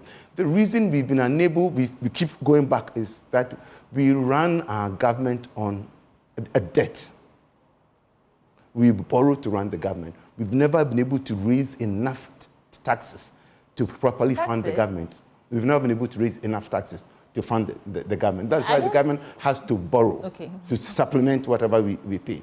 And it borrows and keeps borrowing. After a while, the debt gets too big relative to the economic production that we pay for it. And so now the taxes are no longer enough to pay for the debt. Then we get into the situation we're in. We've done this 17 times. And that is the biggest challenge that faces the nation. And why I think that, and this is why I think that Dr. Bawumia's candidate is exceptional. I think that he has found a way to break us out of this vicious cycle of debt. What's that way? That is the flat tax. Many of us haven't paid attention to it, given it as much attention as we should, but it is completely transformational. The concept, the idea, everything is transformational. Because of the flat tax, if indeed the flat tax can bring in the expected 23 billion that sits outside of the tax net, $23 billion sits outside the tax net every year. If we can bring even a quarter of that in through the innovative flat tax, it absolutely changes everything. So, absolutely changes everything. Mr. Kwashi, three things. Mm-hmm. First, I don't think we should be looking at just taxes as a way of generating revenue for the various development initiatives and activities that we need in this country. We should be looking at exports. We should be looking at self-sufficiency in terms of growing what we need and all that. Second point is, this person you're speaking about is the current vice president of this country. Absolutely. If flat tax rate is the solution, why are we here at this point, still struggling under his regime and waiting for him to come and liberate us from it? And then the third thing, I think you talked. So you respond to the first two, and then I'll come back to you. The first one was, your second one is the more interesting one. But if this is his government, if truly this idea is a game-changing idea, why is he waiting to implement it? Isn't that the question? Okay, let me explain to you that. Now, it is simple. The flat tax is an idea he brought this year. Now, for that flat tax to be workable, we have built over the years the digital infrastructure to make it happen. When we did the national identification, this is where we were heading. When we linked it to TIN numbers, this is where we were heading. When we did mobile money operability, this is where it was heading. When we linked mobile money to bank accounts, this is where we were. You're saying it's just about timing heading. No, so yes, it's just about time. We've now built the digital infrastructure that will allow such an innovative tax to be possible, which is why I think we should pay a second attention to him. Because the man, Dr. Bawumia, has been involved in Ghana's payment systems since 2004, long before he became a politician. He was involved in Ghana's payment system. In his book in 2010, he's written clearly in his book in 2010 that digitalization is the key to financial inclusion, which is what we need to widen the tax net and achieve the tax we need that we've never been able to achieve in 67 years. So really, this flat tax is a big game-changing thing. And I'll explain to you why it's a game-changing. The flat tax means we all pay lower tax and more of us pay. That's an ideal tax system. And you're saying this is the solution to liberate us from the cycle of going back to the IMF? And I'll explain why. When the government, if we are able to raise enough revenue with the flat tax as proposed, it means a number of things. It means the government doesn't have to borrow as much as it used to. So when government doesn't borrow, government leaves the financial market. We crowd in the private sector. Private sector gets access to more credit. Interest rates come down because the largest player, government, is no longer as active in the credit market as it used to. Interest rates come down. Not only that, because government is not borrowing, is not funding his social expenditure with inflation. With a debt, inflation tends to also come down. Think of what I'm saying. It is this same flat tax that will give us the fiscal space for us to remove so-called nuisance taxes. It's the same flat tax that will have fiscal space. The same flat tax gives us the fiscal space to also take away, to also bring port or the duties and so on down. So what this flat tax will do is increase incomes for those currently on payee, because your tax will be lower, so your take-home pay is going to be more. That's the first thing. Second thing, prices come down because taxes will be removed, duties are lowered, so prices. So first of all, you have more disposable income, and second of all, you have a lower price regime. This is what he's talking about. This impacts everybody. This is not for an exclusive group of people. This is the kind of economic change you need to actually kickstart your economy. So, Kwasi, I agree that it's an interesting perspective on your views on Dr. Mahmoud Bawumia, and we do have to go. But before we go, I want to ask you, though, there are reports about these ride-hailing apps unable to operate in and around Lejokuku, Teshinungwa especially, because of the security threats. Yes. What are you doing about it? Yes. Have this come to your attention? Yes, it has. And the Municipal Security Council has discussed it. And although I can't tell you because of security reasons exactly what is being done, but a lot of undercover work is being done now to ensure that we bring this to an end. Okay. Yes. And that there is Mr. Mordecai Kwashi, Lejokuku Municipal Assembly MCE. Thank you so much for joining us on the AM show this morning. You're welcome. I know that you say you don't want to continue in your office. We are hoping that you can do some. We are hoping to see you more in government. Oh, absolutely. You're speaking very well for the government. Absolutely, yes. And I am sure that my government will remain in power in 2025. And that is Excellency Dr. Mahmoud Bawumia. Inshallah, will be the President of the Republic of Ghana. All right. Thank you so much. And before we go, get ready, Ghana, for the biggest giveaway from Syntex Tank. Syntex is visiting 15 communities, giving them free water. This is to say thank you, Ghana, for making us the #1. Syntex was the first to introduce double-layer tanks in Ghana. Do you also know that Syntex tanks come in so many colors and was also the first to come out with inner white layer? So when it's not Syntex, forget about it. Now, if you're in a community and you want to benefit from the Syntex free water giveaway, just log on to the social media handles at Syntex Ghana and nominate your community. The more you nominate, the better chances they have of coming to you. Remember, it's Syntex Tanks, S-I-N-T-E-X, Syntex Tank. Not be any tank be tank. The correct tank be Syntex. Syntex Tank, a strong, a tough. Coming up next is a conversation with Nana Akomea. You want to stay with that on the AM show.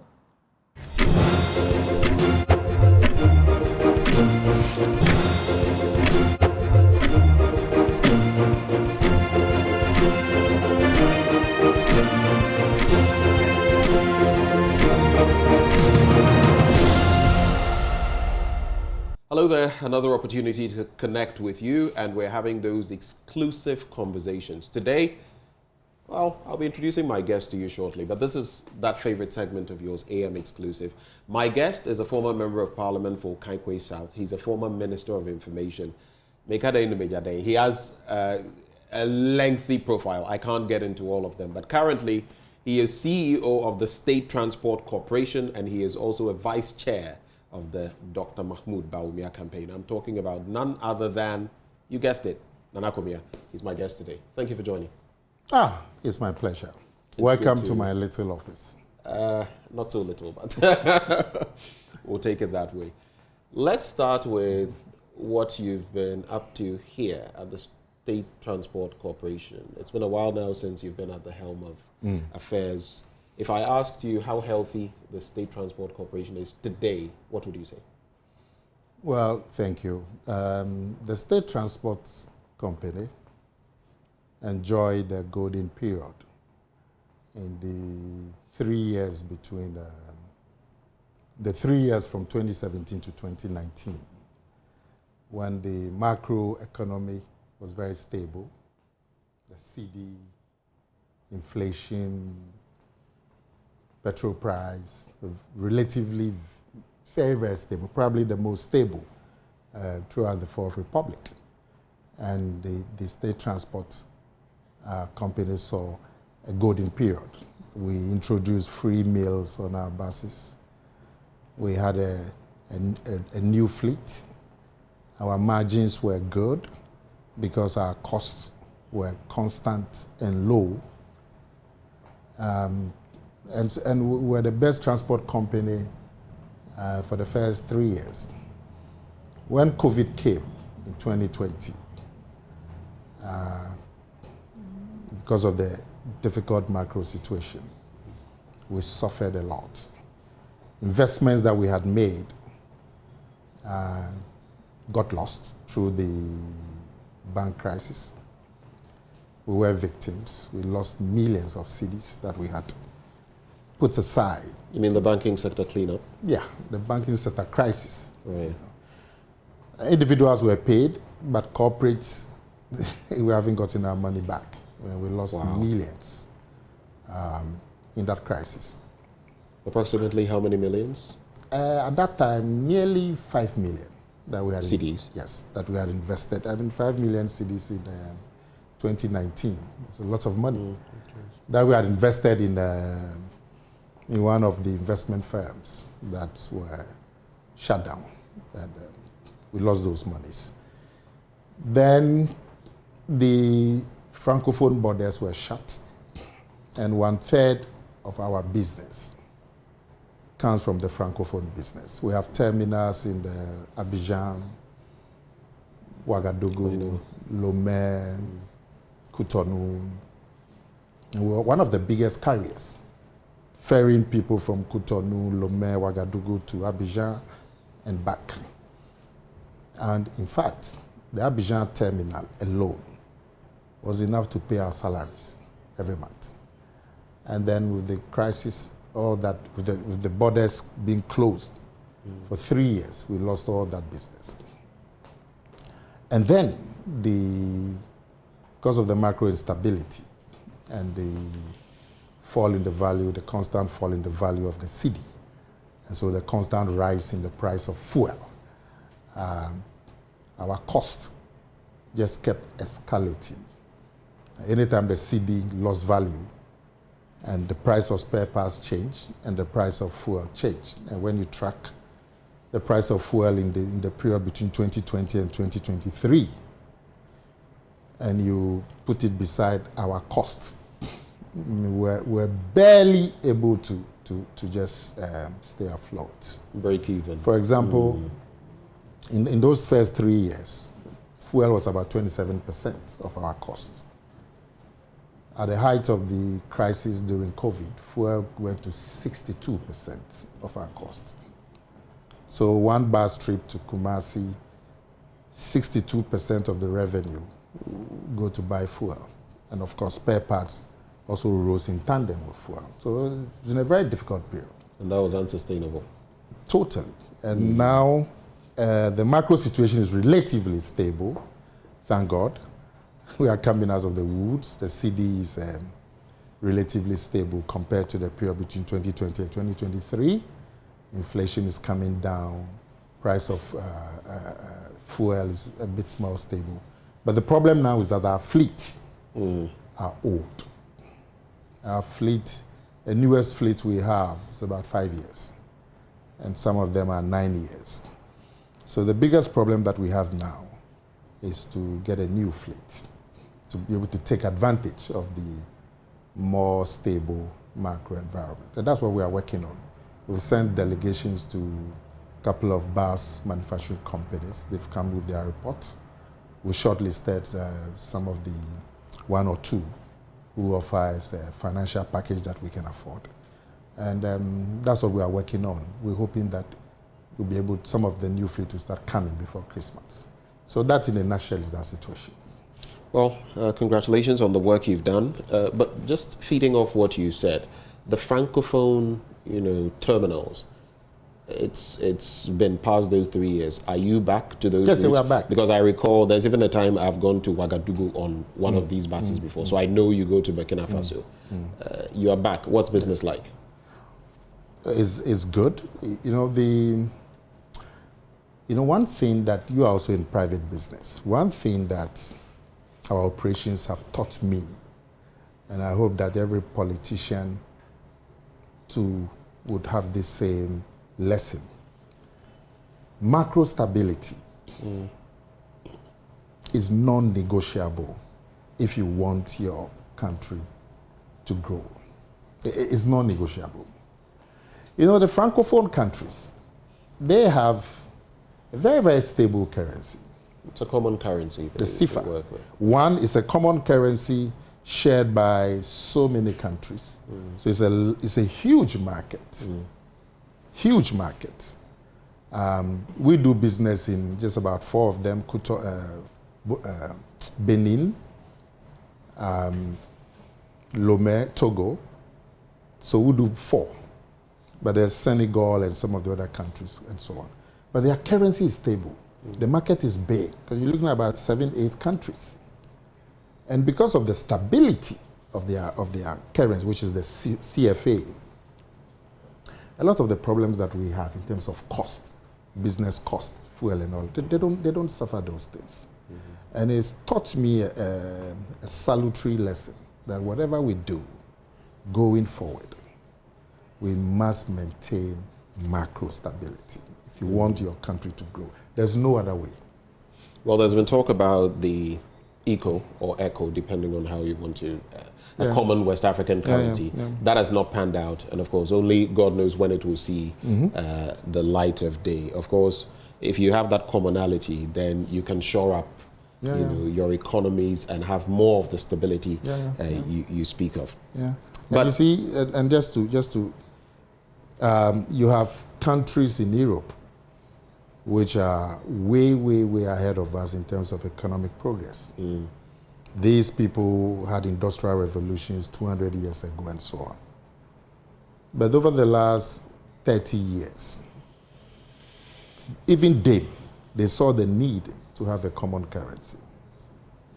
They used to have the lira for Italy. They used to have the French franc for France. They had the British pound for Britain. They used to have the British have gone back to but the Eurozone has done it. Germany used to have the Dutch mark. And all Greece used to have some drama or something. Drachma or something. Even they found out that if they didn't have a common currency and a single market, they were not going to survive the competition from the Far East, Japan and China and Korea and so on. So even they had to come together and adopt one currency. So we who are much, much more poorer and who need economic development more urgently, we have no excuse not to give ourselves a stable currency and a single currency. But have we done enough to get there? This thing that we're talking about, the ECO, has been on the drawing board for as long as I remember. It's the political will. You know, when you look at the developments towards the adoption of the euro, it was the same problem. Germany is for it, UK is not for it, Greece is for it, Italy is not for it. So Germany and France, they started. 2 countries. And then another country will join, So they started off like 2 countries. Now it's about, now even former Eastern Europe are all scrambling to join. So maybe instead of looking at the whole West Africa of about 16 countries, we can have maybe just Ghana and Nigeria having a single currency. If it works for 1 year, 2 years, you'll find out that the other countries will come in small.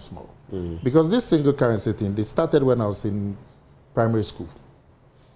It still hasn't worked. And we continue battling with instability. And you know, every time these countries in these our economies, small economies, every time the currency falls, cost of living goes up automatically because we're not able to build an economy that is self-sufficient. So it is absolutely non-negotiable that we give ourselves macro stability. Is the most basic requirement that you need to be able to grow your industries, grow your businesses, improve the standard of living for your people. I have a few quick questions on the operations of STC related to what you've been saying, and then we can move on to other matters. You mentioned the cedi, and you said, I mean, it's much more stable. Now, But if I do the juxtaposition to about 2 years ago or a year and a half ago, at the height of all this, exchange rate issue, we're still looking at a CD that was around 16 point something, 17 to the dollar back then. And everybody was, raising a storm about it. We are there again. The CD is 16 point something to the dollar. In some instances, people charge 17 to the dollar. But the Swiss franc is 18 plus. That is why I said... The pound is 20 plus. I know that. That's why I said relatively. Relatively, right. Yes. I mean, it's still not the best compared to 2017 to 2019. Right. But compared to 2020 to 2023, it's far, far better. And when you chart the value of the CD in those 2020 to 2023, you see the CD is literally every week. And once it drops, once the value, if it drops, it means the price of the dollar in terms of the CD has gone up. So anything that you use dollar to buy, spare parts, fuel, even water, because what you need to purify the water is imported. Electricity, what you need, the gas, the fuel, are all imported. So it's been a terrible period between 2020 and 2023, but now it's relatively stable. Better than that time. Compared to that time. And I'm sure inflation is also, you mentioned inflation, for 5 months it's been dropping. Yeah, it's been the latest figure is an increment, but we want it to go to single digits. But at least from 50 plus, it's come to about 20. It's an improvement. But we want it to come to single digit. Then the experts say that will happen in, around 2027. And that, the projection of both the IMF and government is that by December, you were hoping to reach 15%. The economists are saying it's not feasible where we are now. We are 21.5% as of September. So that's another. But the direction is positive, that is coming down. The direction is positive, apart from this latest. But all of these forecasts by the economists and all, is everything remaining the same. You can have some extraordinary measures that can fasten it. So it's actually not written in stone.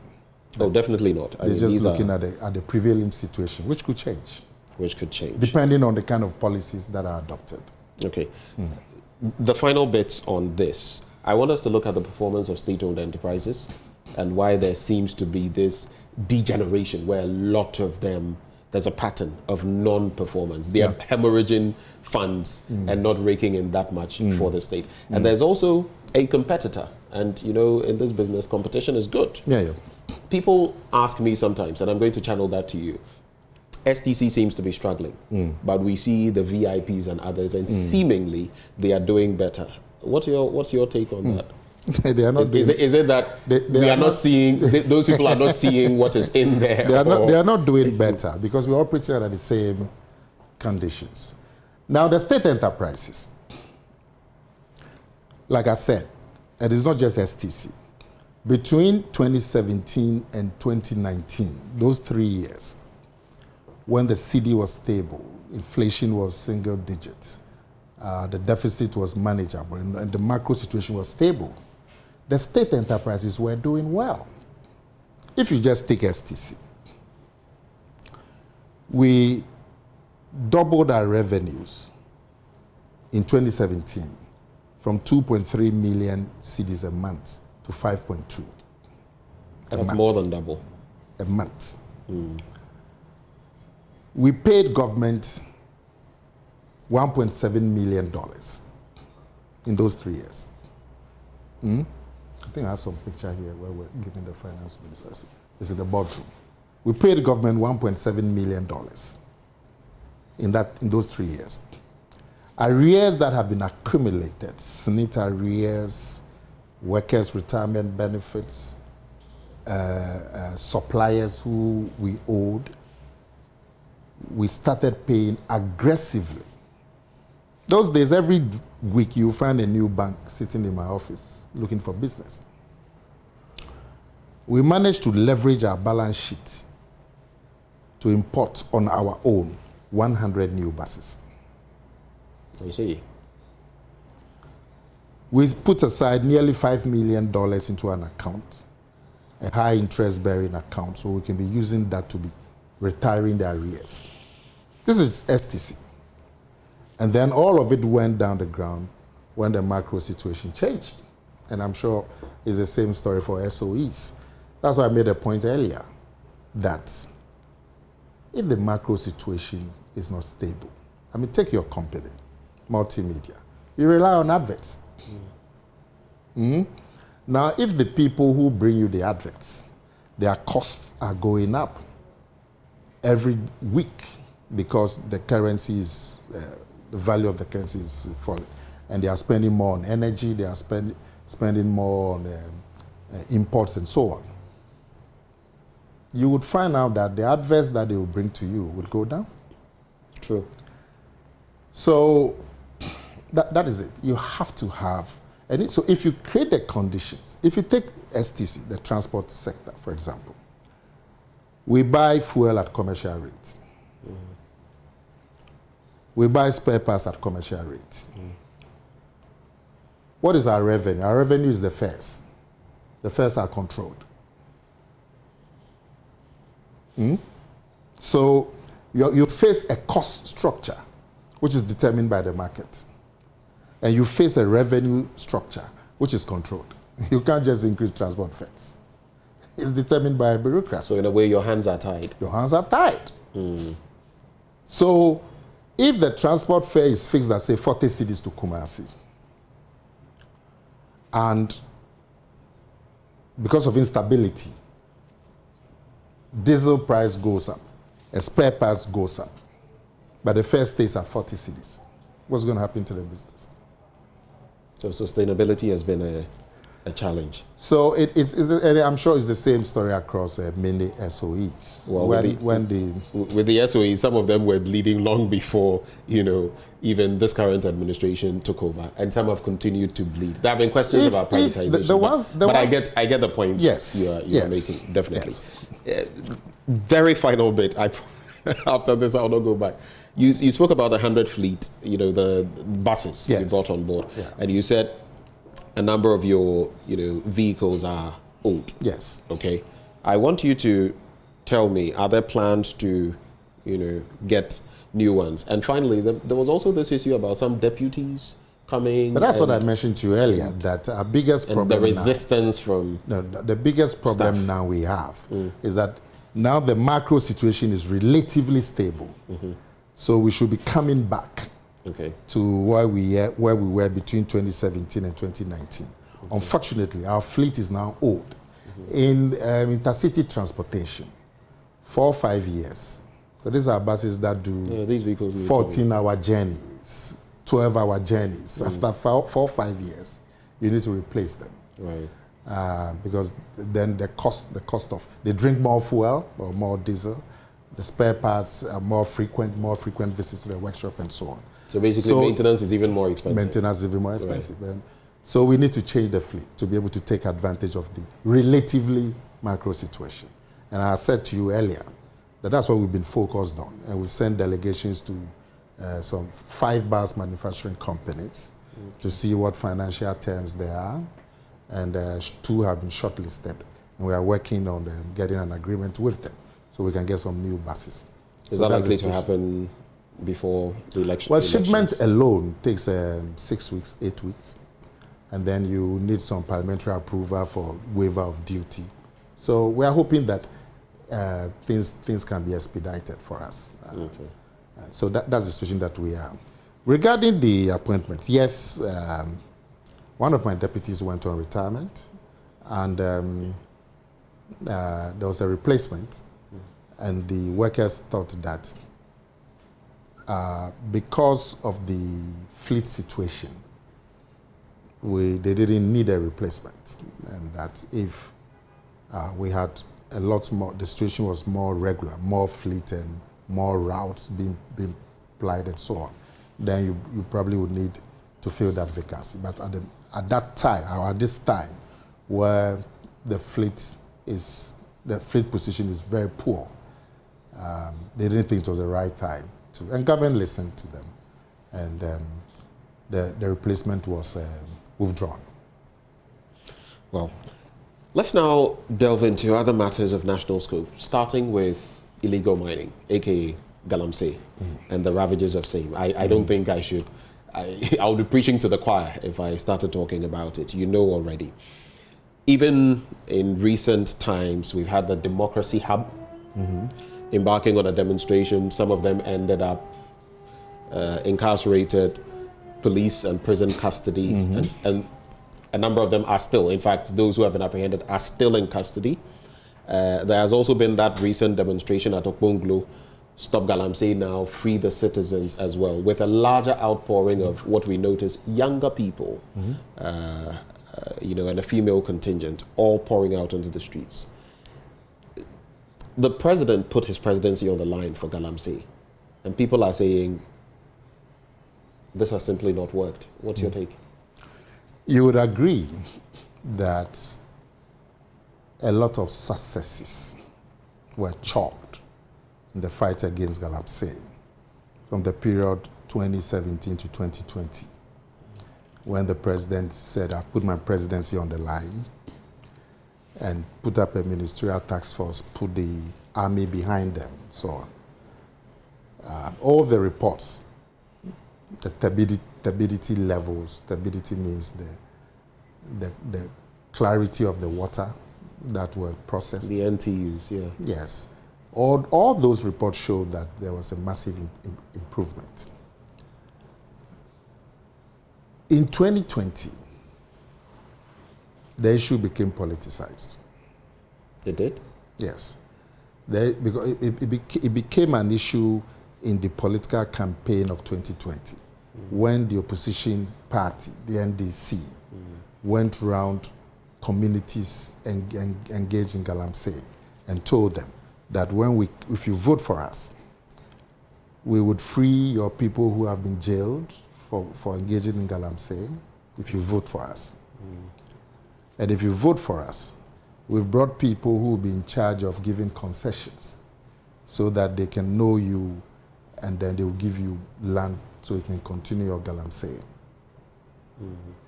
So when you have the flag bearer of the opposition in 2020 making it a campaign issue, and you have executives of the opposition party making it a campaign issue, that the government is fighting you, arresting you, and so on, when we can, we'll change all of that. We'll free your people, and we'll give you more land. And many in the NPP believe that in a lot of these areas, NPP lost their seats. No, it's a strong belief in the party. So it became politicized in the 2020 elections. And you will realize that after the 2020 elections, the national fight against Galamsey seems to have stalled. Now, Ghana Water is sounding an alarm bell that the level of destruction of the water bodies is coming to a level that cannot be tolerated. That's a wake-up call. So it is now incumbent on the government, whether politics or no politics, to do something. Not to be afraid of the politics, to disregard whatever political repercussions and do something. And I am sure that in the very next few days, because already the president has set up a second ministerial task force. And I'm sure in the very next few days they will announce a program. And of course the situation too has been heightened by all the concerns and demonstrations that have been expressed. So I cannot see how the government will not act. So very soon I'm sure there will be a program to deal with it, at least to restore the water bodies to the necessary turbidity level. Well, the experts tell us that even if we stopped those activities today, it will take about a century for the water bodies to sustain themselves, return to any reflection of what they used to be when some of us were, I don't know if that, were I don't growing know if up. that is and true. That's not only one second. I don't know if that is true, because you saw with the renewed fight in 2017 How the water body started yes, to look? The turbidity levels improved dramatically. The people came to your own show, Joy FM, and were given the figures about the turbidity levels. I think is it a water commission or something? I'm not sure. I particularly remember that particular discussion where on news, where they came and showed. So I don't know if it would take 50 years. No. But maybe the water commission. 50, even if it is 50. Even if it's 1 year. Even if it is 1 year. Or 6 months. Consider, you see, what we are doing now is not just about us. It is about generations to come. Yes. And maybe consequences they will have to face that they didn't create, that we created and bequeathed to them. You want to give good things to your progeny. Sometimes. I wish, like you, that now this business about the charge sheet and all of that, you would agree that it was a police. I don't speak for the police, but what I saw or what I know in these situations, that normally there's a soup. If, as we sit here, there are 4 or 5 of us in this office, if somebody who is being wanted by the police had been chased, 2 or 3 people, and they run, the police is told they've come to this office, and they come here and they find 6 of us sitting here, they will collect all of us. They will collect all of us. That's what they call swoop. Later on, they will say, oh, this is Ben. No, Ben couldn't have been part of it. Oh, this is Nana. No. But if they come here, they are looking for somebody, they get the information, the person is in this room, and they come and meet 6, 7 of us, they will swoop all of us. True. Later on, when you've kept them for 2 weeks. But listen, that is where it by the becomes court, a problem. not by the police, by the court. Now, Ben, sometimes we have to be a little real to ourselves. In the United Kingdom, people were demonstrating some environmental thing, the same. I know what you're talking about. And they went and blocked roads, highway. They were jailed for 5 years. Yeah, each of them got 5 years. I remember. Some got 4, some got 5. United Kingdom. For blocking roads, highway, not a hospital road, highway. So, the way when he listens to some of the talk, it's like some barbaric country, which is. I know those in the UK went to certain excesses. Showing people where power lies. In the UK, in the US, I have seen some of these happen, environmentalists, and you say, oh, a good cause.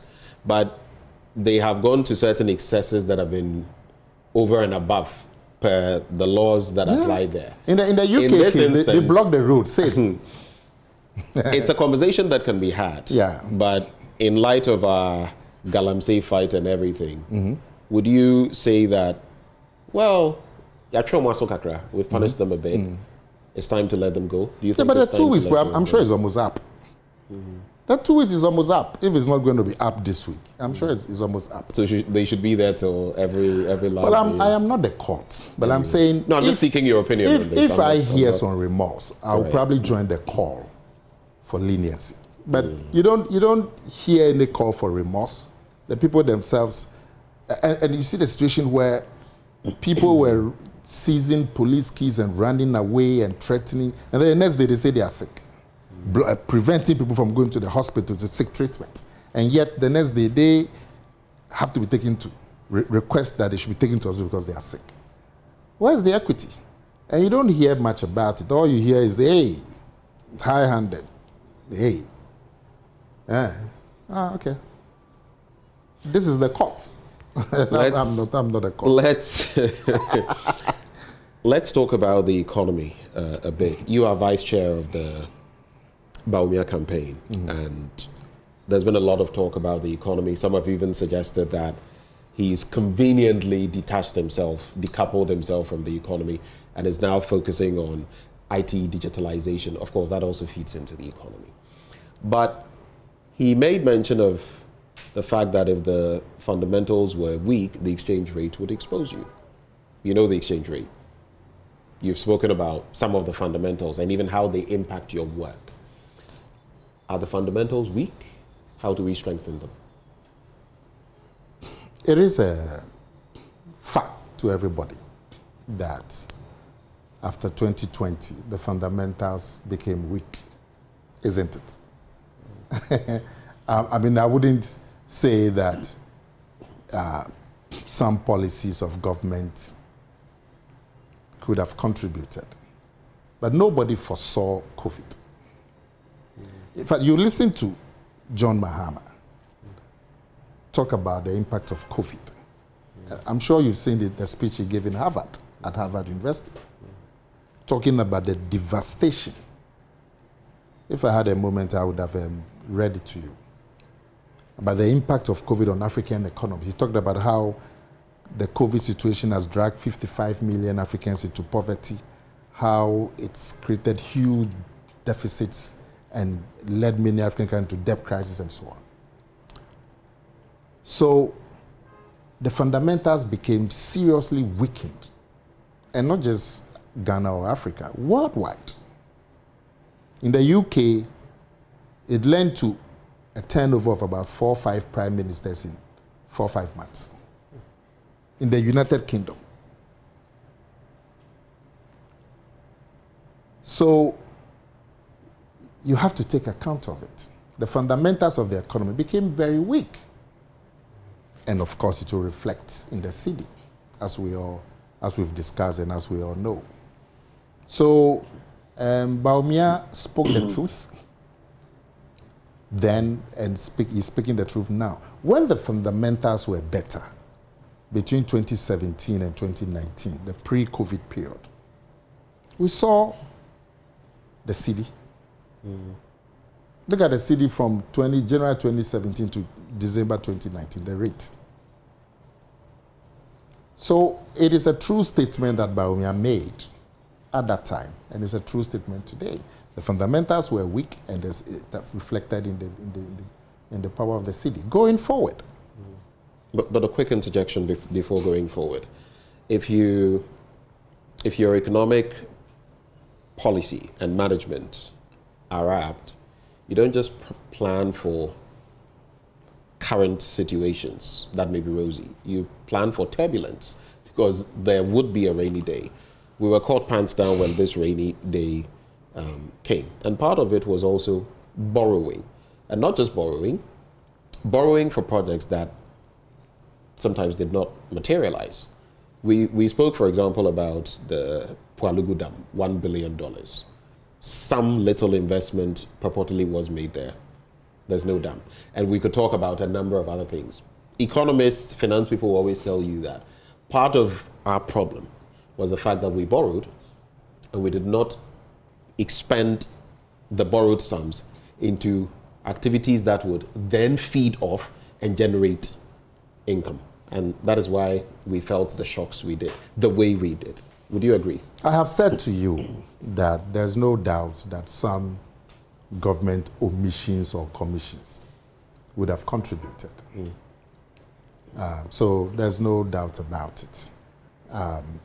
We've been in this country where monies that were borrowed were used to conduct research of the political parties' chances at the elections. So there've always been government commissions and omissions. But you see, we are a developing country. Our economy hasn't got the kind of resilience like the more advanced countries. The Ghanaian economy, in terms of resilience and depth and growth, comes nowhere near the German economy. Or the the biggest in Europe. Or the UK economy, or even the American economy. These are economies with, if you compare their resilience to ours, there's no comparison. But even they were affected badly by COVID. And I've mentioned to you how in the United Kingdom, the United Kingdom has a history dating back 1,000 years ago. Because of the crisis with COVID, they had 4 or 5 prime ministers in 4 or 5 months.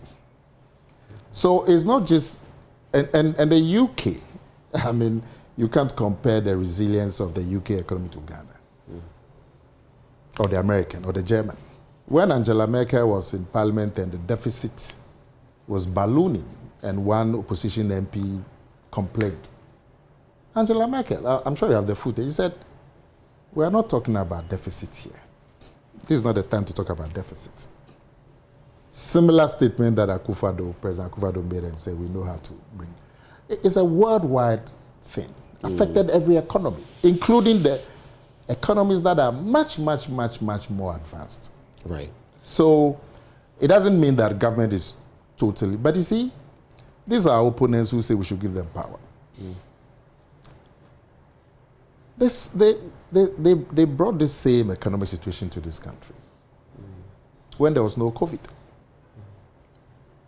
The economy in 2011-2012 grew at 14%.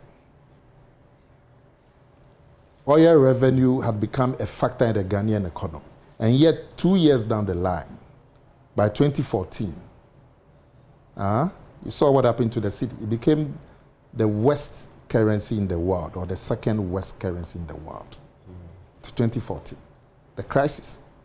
And even if you had your own dollars, they said that you cannot go and take it. And the next year, we had to go to the IMF. There was no international crisis. Well, they had the energy situation to deal with. Which energy situation?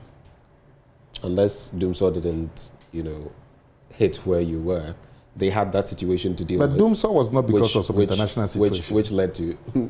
A crisis is a crisis. Yes, but... They had to deal with Ebola. You have not had to deal with Ebola. Yes, we are talking of a crisis... Though there was a scourge in the sub-region, not necessarily yes, Ghana. Doomsaw was their... A crisis is a crisis. Doomsaw was their own creation. Okay. Yes. And it wasn't a creation from all the way from Rawlings. If you look at rural urban electrification through Kufuor, through Atta Mills and Mahama, it was the NDC's creation. You remember what they themselves told us had caused the Doomsaw? You remember? Which is which one specifically? They said some pipeline had burst in Togo. You remember? They said some ship had sank in South Africa. So please, let's not go there. But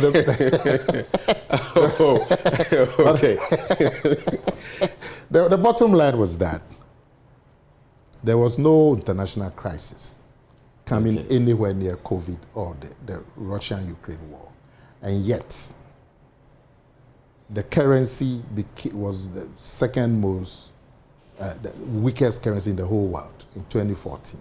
Okay. And we had to go to the IMF. I think we'll cap it off. So these are opponents. They can't offer the Ghanaian people anything better because the record is there. I want us to talk about the Akomea campaign, but just on the currency, you know that we've flip-flopped, been our own currency within this period, these last 2 years, has been the second worst in the world. Only, I think, second to the Sri Lankan rupee at a point. So these juxtapositions, I guess they are lessons for both political parties. The only difference is that to learn from. There's a major crisis. Okay. Let's talk about the Akomea campaign. How well is it going? I've seen some forecasts, some saying that John Mahama will win a few. And it's interesting because initially there was a report from the NPP saying they were neck and neck. Then there was recently another report that said, the vice president had a narrow lead and all of that. How's the campaign going? Are you expecting to break the 8? The 8 that John Mahama's party has picked? Yes, we would break the 8. Now, because you ended up on the balloting, let me start with that one. We have said from day one, 1 year, 2 years ago, that we will break the 8. This is way back before any balloting. So, any justification about breaking the 8 is way, way before the balloting. The justifications that are happening now, the NDC and all the other people, is related to the balloting. So it's just self-serving. If they were at number 7, they would have said something. If they were at number 10, they would have said something. But the same with your party. No, if you had picked Asieho 13, you would have said something. If you had picked 5, you would have said something. We are talking about the 8. That's where you ended up. Now, we have said from day one, before the balloting, before we knew the position of anybody, that we would break the 8. And then, John Mahama goes to pick 8. And we have said from day one that we'll break the 8. And now he puts himself at 8. So for us, it falls into our strategy. Okay. He is now the 8th, so we'll break. I don't have a problem. All the things that they are saying is just post justification after the ballot. Ours is pre-ballot strategy. Okay. Now, the campaign is going very well. Dr. Akomea has tons and tons of energy. He is campaigning more than any other candidate. He's doing 3 constituencies a day. I don't know of any candidate who's doing 3 constituencies a day. His wife, Samira, has opened another front. And the running mate has also opened a 3rd front. And we are planning a 4th front, which I won't disclose now but when it starts, you'll see it. So our campaign is going... Who's leading that 4th front? Even if you don't have to say it, who's leading that? Let it happen, I'll let you know. But I'm one of the main actors on that 4th front. Okay. But it's a major front that you will see. So we are campaigning the hardest. We are campaigning the hardest. And so, and our message is the best message. If I ask you, even you, what is the NDC plan to achieve macro stability? You can't tell me anything. You can't. You cannot. But Akomea says that we would rein in fiscal responsibility. We'll change the law that bases deficit on the projection of revenue. We'll change it to make the projection be based on actuals, the previous year's revenue. We will cut expenditure by farming a lot of public expenditure now to the private sector. If you take one of the major points of expenditure by any government is roads, road infrastructure. Akomea says, I'll farm it to the private sector where it is commercially viable. So, I mean, look at the international highway between Aflao and Elubo. This is the international, West African International Highway. Look at it. It's been like this for how many years? That road is commercially viable because of the volume of traffic between Accra to Takoradi, Accra to Aflao, and vice versa. If you put in the necessary structures, you can get private investment that will come in and build you a 6-lane and toll for 5 years or 10 years. Once you put in the proper regulatory framework. That's what Akomea is going to do. Look at Accra Kumasi. Highly commercial road. Look at the state that it is in. And government hasn't got the money to do it. And yet we are putting in what little that we get. Leave it to the private sector. They would go and do the feasibility and tell you, we will ask for proposals, do an RFP.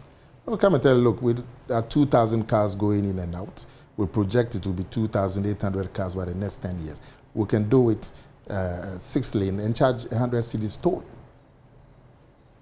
So you will get your 6-lane. The accidents will cut down because 80% of accidents are headlong collision because it's a single carriageway. The journey time will be cut by 2-3 hours. Kumasi is 250 kilometers. Why are we spending 6 hours? If you have a 6-lane, you can do that in 2 hours, cut you 3 hours. And I'm in that business, so I know. It's just the idea and putting in the regulatory framework. There are huge companies. And look at the University of Ghana. When I was at Legon, the entire population was about 6,000. Today it's about 40,000. You know why? Because they put in the framework that allow private people to provide accommodation. It's the same thing. So we're going to free up a lot of public expenditure from the public purse. And we'll be able to cut about 30 billion cedi spending. 30 billion cedis. So that we'll hold in the deficit. All right. We would support the currency with the gold purchase program. You know gold is money. The gold coin that the Bank of Ghana is issuing? No, the gold purchase program is taking the gold, refining it to international standard. Oh, I think I now know what you're talking about. Look, recently, right. I won't mention the name of but one of the multinational companies had about 3 billion cedis that they needed to change into dollars so they can use to pay dividend of investors and also to pay suppliers of equipment and so on. 3 billion, actually 3.2 billion. And they informed government. And they were offered gold. And they took it. They were offered gold to that value of 3.2 billion cedis. And they took it. They go and sell the gold, make the dollars and go and pay. Can you imagine if this 3.2 billion cedis had been put on the market to buy dollars from just one multinational company, what it would have done? So Bawumia is saying the gold purchase program is going to become a major economic policy. The UK, when the British pound, when you go into the vaults of the Bank of England, they have over 4,000 tons of gold. I mean, this is commonplace. In the US, Fort Knox and others. Yes, we know these things. Which they use, but we produce the gold here. Right. And so when you look at the practical steps to stabilize the economy, the NDC, what do they have? As against Bawumia. I see. The only problem, they say that Bawumia and Akufo-Addo are the same. I don't know how. So the Bawumia campaign is very healthy. I just want us, for the sake of time, I want us to wrap on this final point. Okay. In less than a minute, if you can manage it.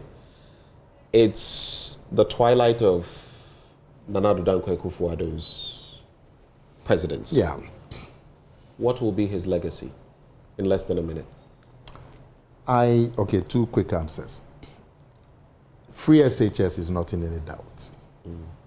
And we should just improve it to make it more sustainable. But on the matter of legacy, I am a little cautious.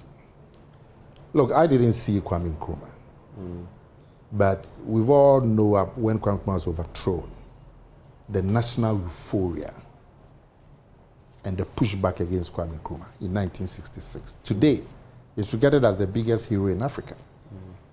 You forget about Kwame Nkrumah. Kufuor, just a couple of years ago, the NDC was telling the whole world how bad the Kufuor government had been. Today, just a couple of years later, the NDC is touting Kufuor as one of the best presidents the country has had. So I'm a little cautious about legacies. Let's wait. Has Kufuor not, he's enjoyed a certain, even among folk who are in the opposition, and over the years, even in 2008, when his administration was outed, he had served his term. Yeah. I mean, he was saluted for the school feeding program, and I think there's a difference. Oh, you didn't listen to I think there's a difference. No, Ben, you are wrong. You didn't listen to the campaign in 2008. I didn't. Oh. They blasted Kufuor, this is the West government. They even called him 50 cents. They said he had gone and hung some when he they awarded they gave him a nickname. They called him Wawa, Hotel Wawa.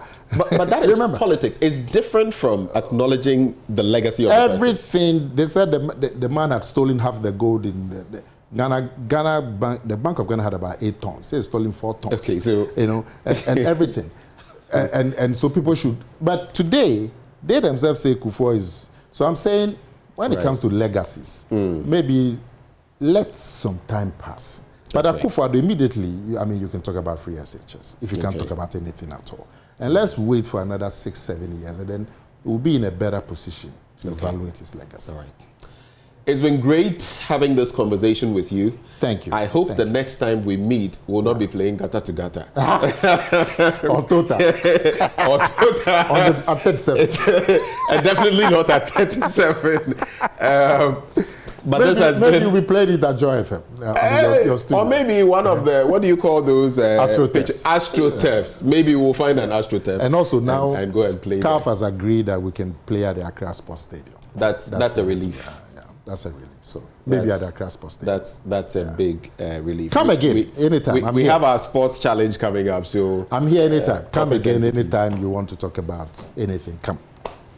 He is CEO of the STC, the State Transport Company, and he also is a vice chair of the Dr. Mahmoud Bawumia campaign. It's been a great pleasure. Thank you, sir.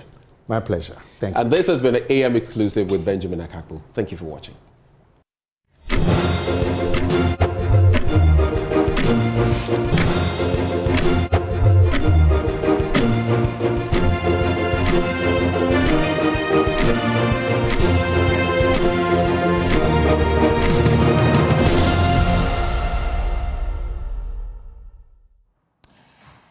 Away from that interesting interview with Nana Akomea, let's do some other stories now. Activities. So before we segue into activities, include free health, self-care and wellness activities. And this is about the, well, let me tell you first that we'll be introducing the latest episode of our series, Streets of Despair. And in that story, we're telling the story of a 24-year-old man whose dream of becoming a journalist is in a limbo, and how he intends to actually navigate from being a trotro mate or being in the streets to achieving that dream. But before we get to that, the Energy Commission and Ministry of Energy, in collaboration with the Ghana Education Service and Ghana TVET Service, presents the 5th edition of the Energy Commission Senior High School's Renewable Energy Challenge. Now, this challenge aims to develop the research skills of senior high school students and promote the technological innovation in renewable energy. And competing fiercely in this thrilling competition are the following schools: Obuasi Senior High Technical School, St. James Seminary Senior High School, Ola Girls Senior High School, Ahantaman Girls Senior High School, Pando Senior High School, and Dabokpa Technical Institute. You want to join us for the grand finale on Tuesday, October 8th, 2024 at the Accra International Conference Center, or you can catch the broadcast live on Joy News at 9 a.m. And this event is proudly supported by GIZ, Ashesi University, French Development Agency, and VRA. Now let's go for our latest episode of Streets of Despair. And it tells you the story of Godwin Osei's dream of becoming a journalist, which is slipping away. He works as a trotro mate in Accra, hustling to survive after his single mother could not afford to further his education. In this episode, Kenneth Jesse is on beat and tells us that story.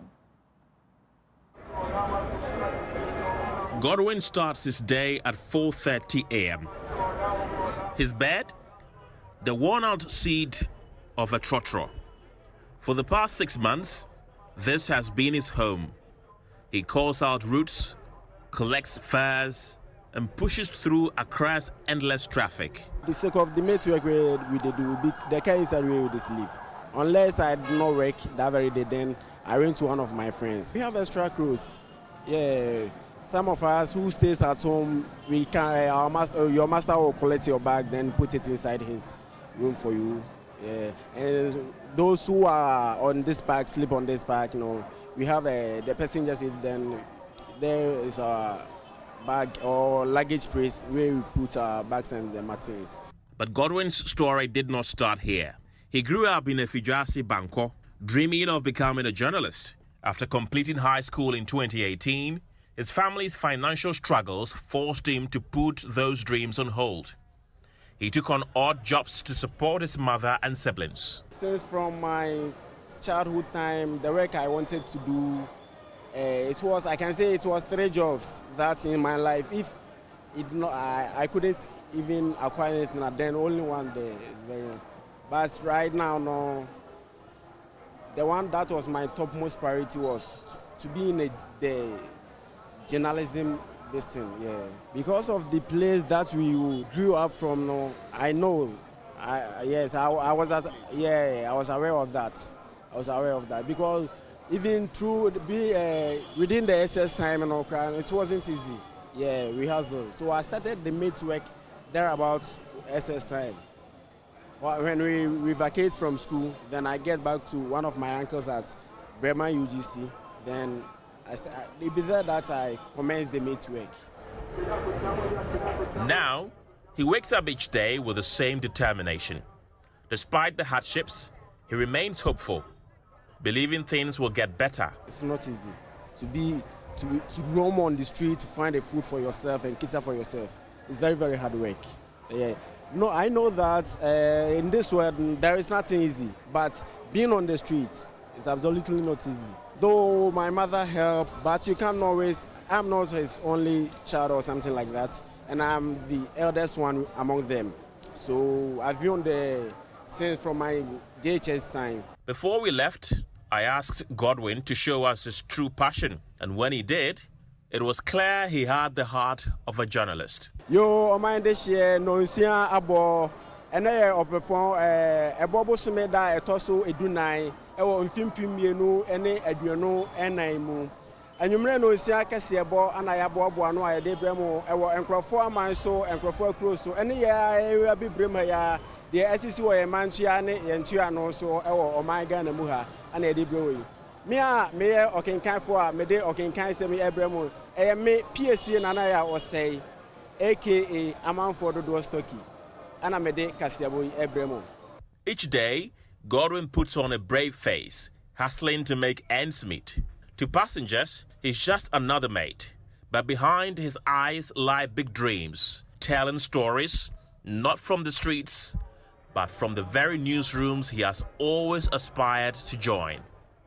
Kenneth Jesse for Joy News.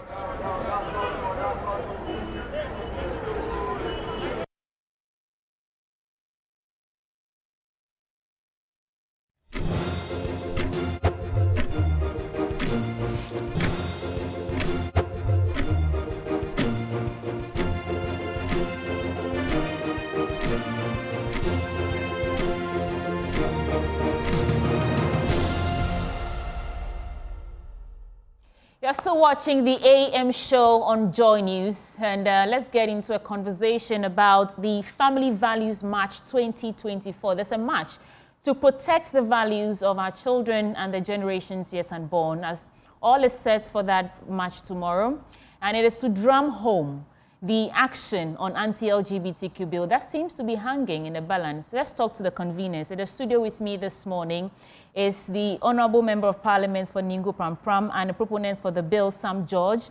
We also have Prince Moses Zakaria. He's part of the executive board or the executive board member for the Coalition for Proper Human Sexual Rights and Ghanaian Family Values. And then we also have Mr. David Na Aguda, and he is from the Advocates for Christ Ghana. Gentlemen, welcome to the program. Thank you. So this march is happening tomorrow to drum home the need for urgent action. But let me give you the chance to talk to us about it. What is really happening tomorrow and why, Sam George? Well, thank you very much, and a very good morning to our viewers. Tomorrow, we take a stance against cultural imperialism and neocolonialism. We take a stance for the independence and innocence of our children. We take a stance for the constitutional right for parents to determine how their children should be brought up, the education and cultural acclimatization of their children. And so tomorrow, that's basically what we're doing. Parliament on the 28th of February this year passed the Family Values Bill 2024. And that bill is supposed to have been transmitted to the President for his accent or comments on the bill. There have been 3 cases against the bill, 2 in the Supreme, in fact all 3 in the Supreme Court, 2 directly on the bill and 1 on Section 104 of the Criminal Offences Act, on which the bill is premised. The 2 cases by Amanda Odo and Richard Delaskai are before Chief Justice Gertrude Tokono and her panel, and then the other case went before Justice Ibrahim Tanko and Yoni Kolendi. Yoni Kolendi and Ibrahim Tanko, Lord Justices, have delivered judgment in their case and dispensed of it expeditiously. The Chief Justice was supposed to deliver judgment on the injunction petition on the 17th of July. We get to court on the 17th of July and she decides not to and claims that she wants to hear the whole case. That's fine. Even though she has deprived us and basically done something that is unconstitutional by imposing basically an injunction on Parliament, when she herself, in the Roxanne Dafiamekpo case, stated clearly that the Supreme Court of Ghana cannot injunct a constitutional body from doing its constitutional function. The transmission of bills from Parliament to the President is a constitutional function in Article 106(7) of the Constitution. She's effectively stopped Parliament from doing that. And she's not even giving us an opportunity to have a recourse. But that's fine. She should proceed and hear the case. She went on a vacation. It was during that same vacation Justice Tanko and Justice Yoni Kolendi delivered judgment. So you see the attitude of different judges on the same Supreme Court. So you're asking the Supreme Court to speed up? We want to get a timetable.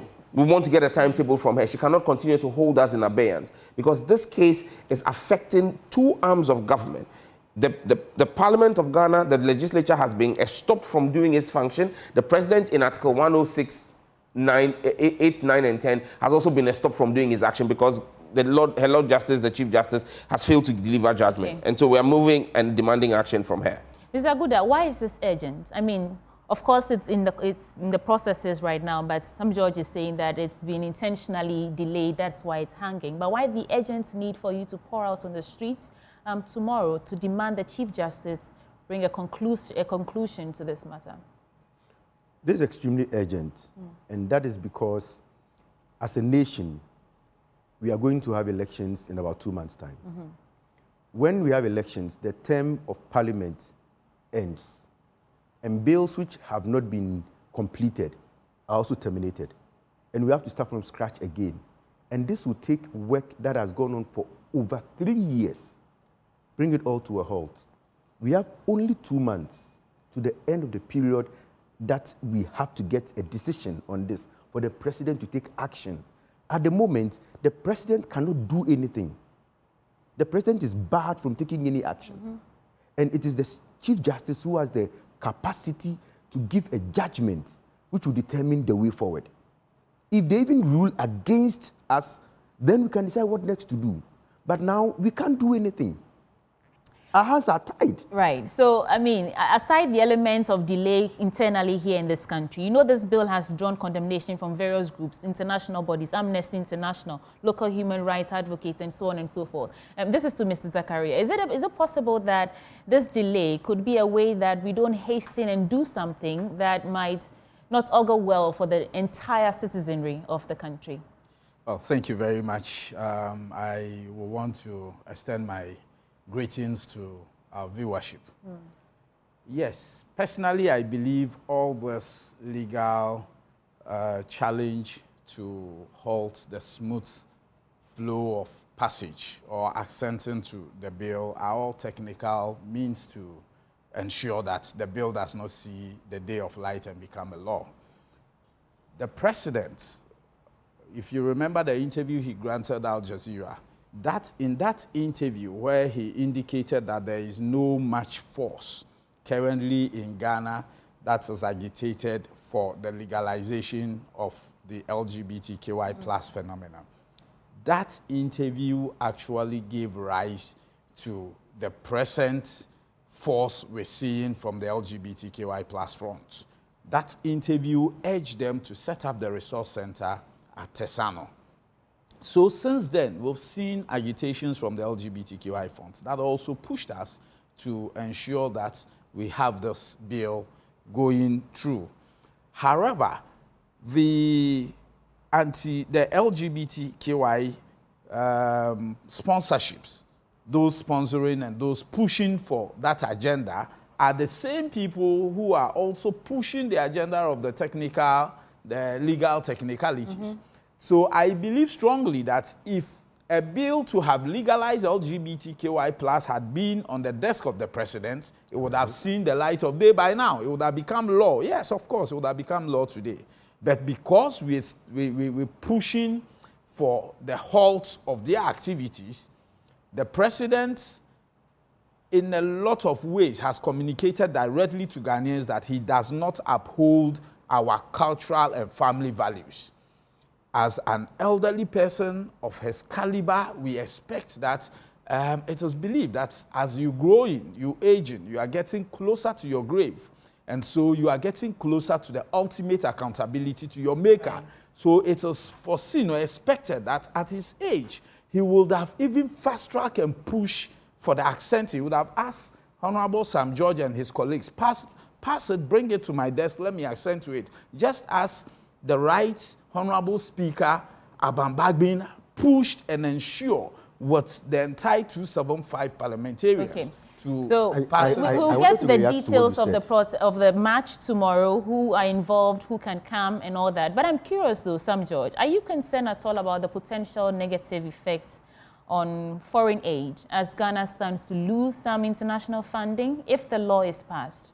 There is no evidence of that anywhere, that Ghana will lose any foreign funding. And let's be clear, foreign direct investment into Ghana has been declining. Foreign support for our budget is less than 3%. And so really, if we cut out corruption, if we cut out corruption and the wanton dissipation of public funds, we'll be in a better position. But let's state it clearly. I've had cause to challenge members of the IMF visiting team to Ghana. and ask them categorically, have you ever stated to the government of Ghana in writing or verbally that you have a problem with this bill? Because don't forget, this bill was before Parliament, before Ghana went into the IMF program. This bill went to Parliament in August of 2021. Ghana went into an IMF program in 2023, and they said they have said no such thing. Because don't forget, the IMF is a bank. Banks thrive when they give out loans and when the loans are paid back. And so it is persons within government, persons who are apologists and members of the LGBT, the gay cabal in Ghana, who are pushing that agenda. You call them a cabal? Yes, they're gay cabal, obviously. Yes. But let's be clear about this. They would not sell Ghana. Don't forget that Matthew Poku Prempenapo, who is today the running mate of the NPP, as Minister for Education, introduced comprehensive sexuality education. He's trying to rewrite history. But we all remember, it was in 2019, 2020, that the clergy and civil society and traditional leaders rose up to stop comprehensive sexuality education. At that time, he, as education minister, had led the Ministry of Education to take $28 million from a Norwegian-based LGBTQ group that was pushing the introduction of comprehensive sexuality education. These are facts. And so the cabal that sits today in government and tries to paint a picture that Ghana will suffer, Ghana will not suffer. And let me give you a typical example. Uganda passed their bill. In fact, Uganda's law is harsher. It actually imposes death.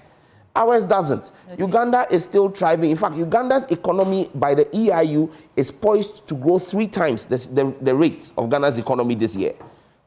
So don't buy the lies. Absolutely. Action now. And it's interesting to see that it's not just Christian Council, it's not just members of the Muslim community, but other CSOs are also involved in this. So tell us about that. Who are involved in this march, Mr. Na?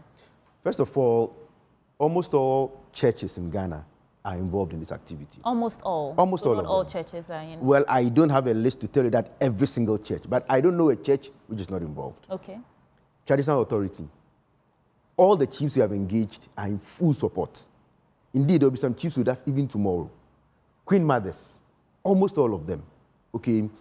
The Muslim community, okay? And a lot of other civil society groups are supporting this. Indeed, surveys have been done that show that over 90% of Ghanaians are in support of this bill. We do not want to have LGBT in our community. Indeed, even in the Western world, there are some major companies that are now rolling back their support for the Pride Month. So even they are realizing the damage that this is doing to them. Why should we go into something when others are coming out of it? Okay.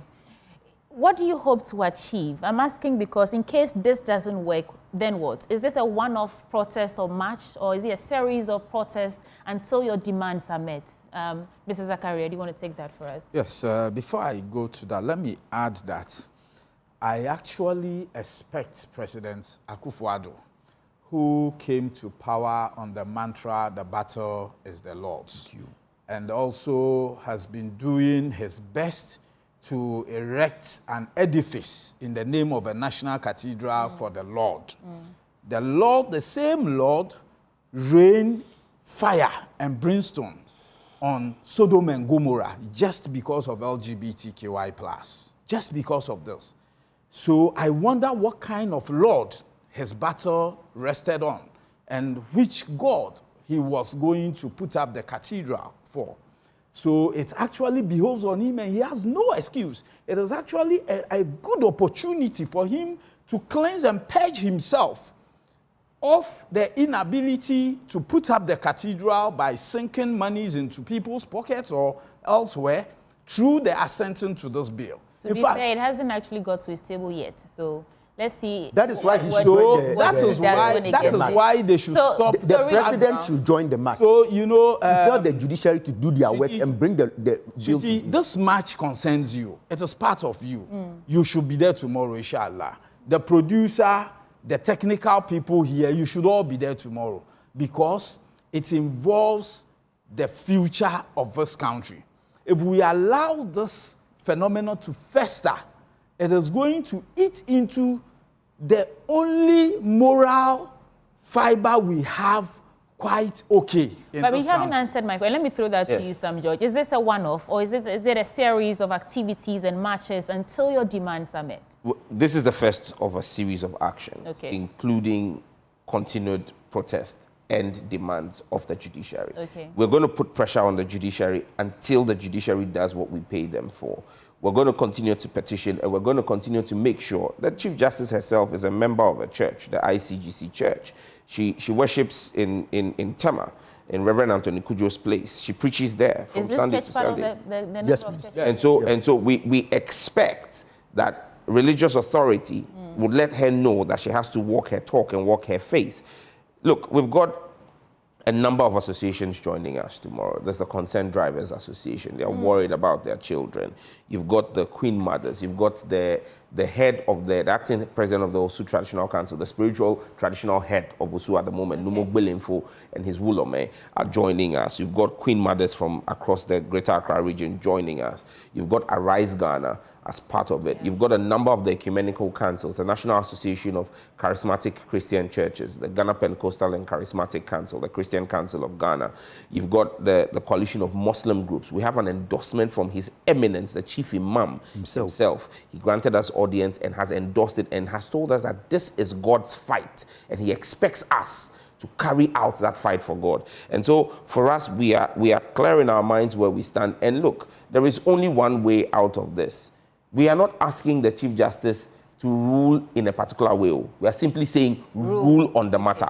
Give us a ruling on the matter and let us know where we stand. If she thinks that we don't have a case, she should state it. If she thinks that we have a case, she should state it. But she can't hold us in abeyance. And let's be very clear, this is non-partisan, and nobody is allowed to show up tomorrow in party colors. Everybody who ought to come there is to come in their national colors or in a red shirt or a black shirt. We have enough of these Ghana flags. Everybody who comes there tomorrow will get one, because this is about Ghana. We're marching under the banner of our national flag. And like our anthem enjoins us, we will resist the oppression of exterior forces. And you need to just read the judgment by Justice Yoni Kolendi and Justice Ibrahim Tanko of the same Supreme Court on homosexuality, where they state emphatically in their 59-page judgment that Ghana's Supreme Court will not be peer pressured by external influences into accepting homosexuality in any shape, form, or opinion. And so we expect Justice Sokanu to side with her brothers on the bench and deliver justice swiftly, because justice delayed is justice denied. In all the institutions that you mentioned, I didn't hear the police there. Talk to me about security. Do you have confirmation from the Ghana Police Service? Extremely robust. Extremely robust. Even yesterday, we've worked extensively with the police. Yesterday, we once again even walked the route with the regional commander himself. Because at first we'd gone out with a team, the operations team from the region. Yesterday afternoon, the regional commander and the 2IC of Greater Accra came on the field with us, walked. We're starting from Obrasport all the way to Farisco. At Farisco, we take a left, and then we head towards TUC and continue all the way to the new law house, because we're presenting a petition to the Attorney General. Because when we issued the announcement that we're going to march on the 17th of September, the Chief Justice wrote to me saying that, well, the problem is not her. The problem is the Attorney General. So she admits there is a problem. But you see, we don't believe that she is absolved of that problem. So if she says the Attorney General has a responsibility to play, we are petitioning the Attorney General, and then from the law house, we'll hit the Tamils Highway and end up in front of the Supreme Court and give her petition as well. So we are petitioning both the Attorney General and the Chief Justice. And take it from me, the police are out there in their numbers to provide us security, but they are marching with us. Because the police is marching. Absolutely. It's about their children. Listen, because their children are involved. Look, the IGP himself is a member of the Church of Pentecost. The Church of Pentecost is part of this.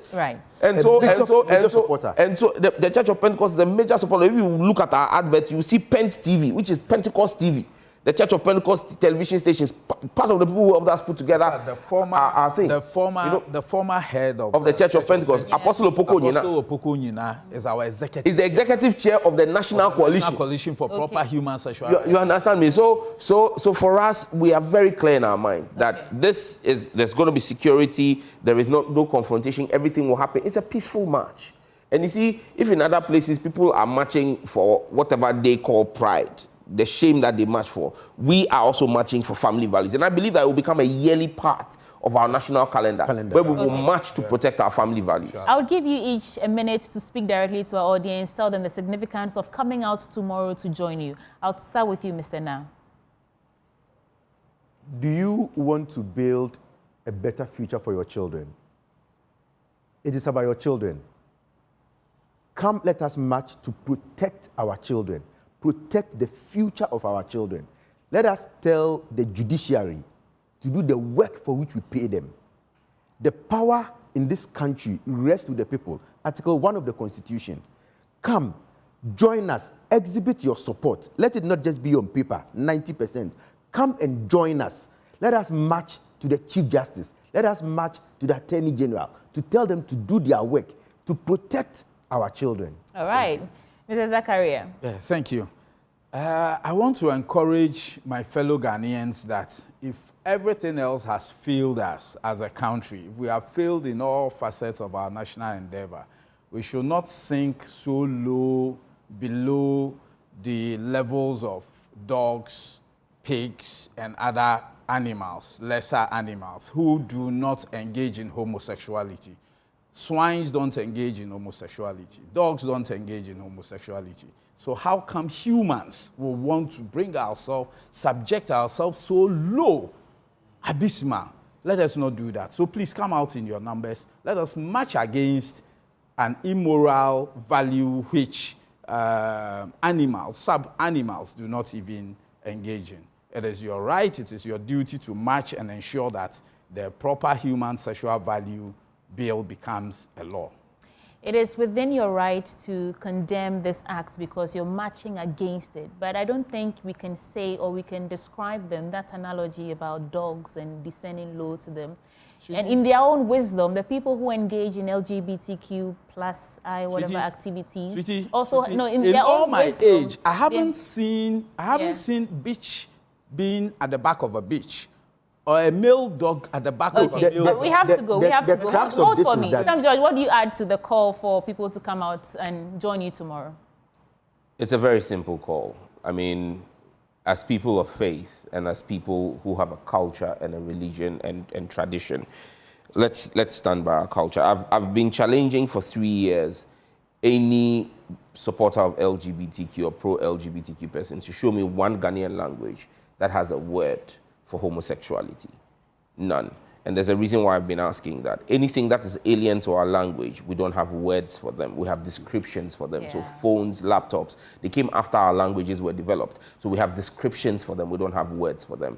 No language in Ghana, the 80 languages plus in Ghana, none has a word for homosexuality. It's alien to our culture.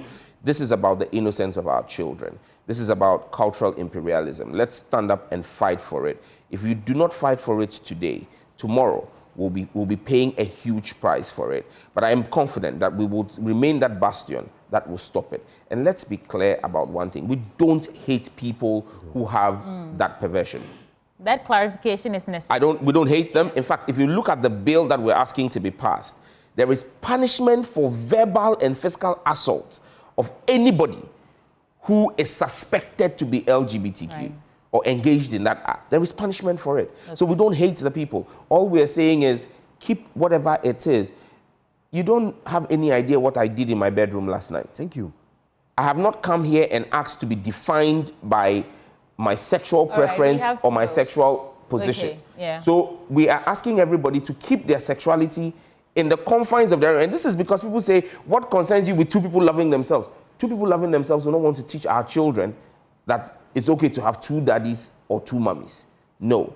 Keep your proclivities, keep your insanity or whatever it is to yourself. And I call it insanity because by the standard definition of the Diagnostic and Scientific Manual in the US, homosexuality is a mental condition like schizophrenia.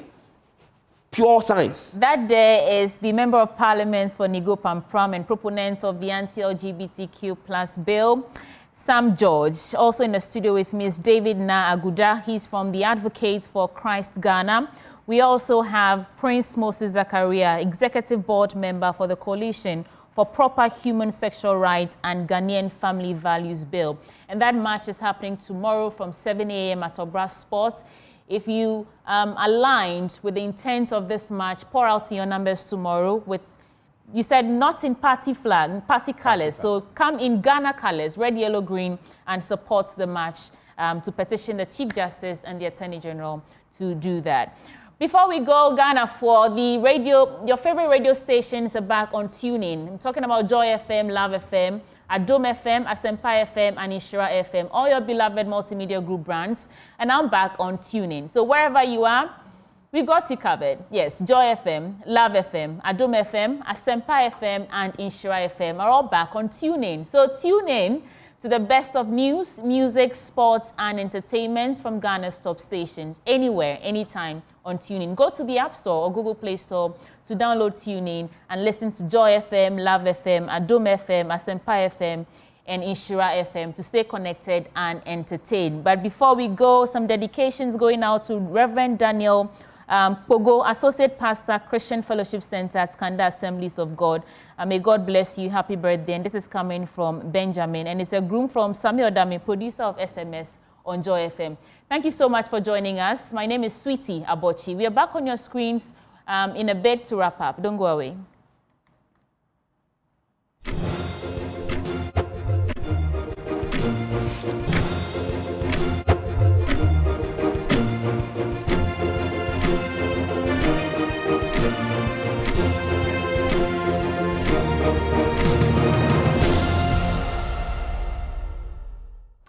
Folks, thank you so much for staying with us from 6 a.m. till now. We are done with the AM show, but before we go, a happy birthday going out to the Vice President and flag bearer of the New Patriotic Party. From all of us here at Multimedia, Joy News, Joy FM, and the back room here at the AM show, we are wishing you a very happy birthday. I hear it's your 61st birthday. Enjoy it to the fullest. Thank you so much. My name is Sweetie Abochi, and of course, I do this with Benjamin Akaku. And we are back on your screens tomorrow at 6 a.m. sharp. It's bye for now.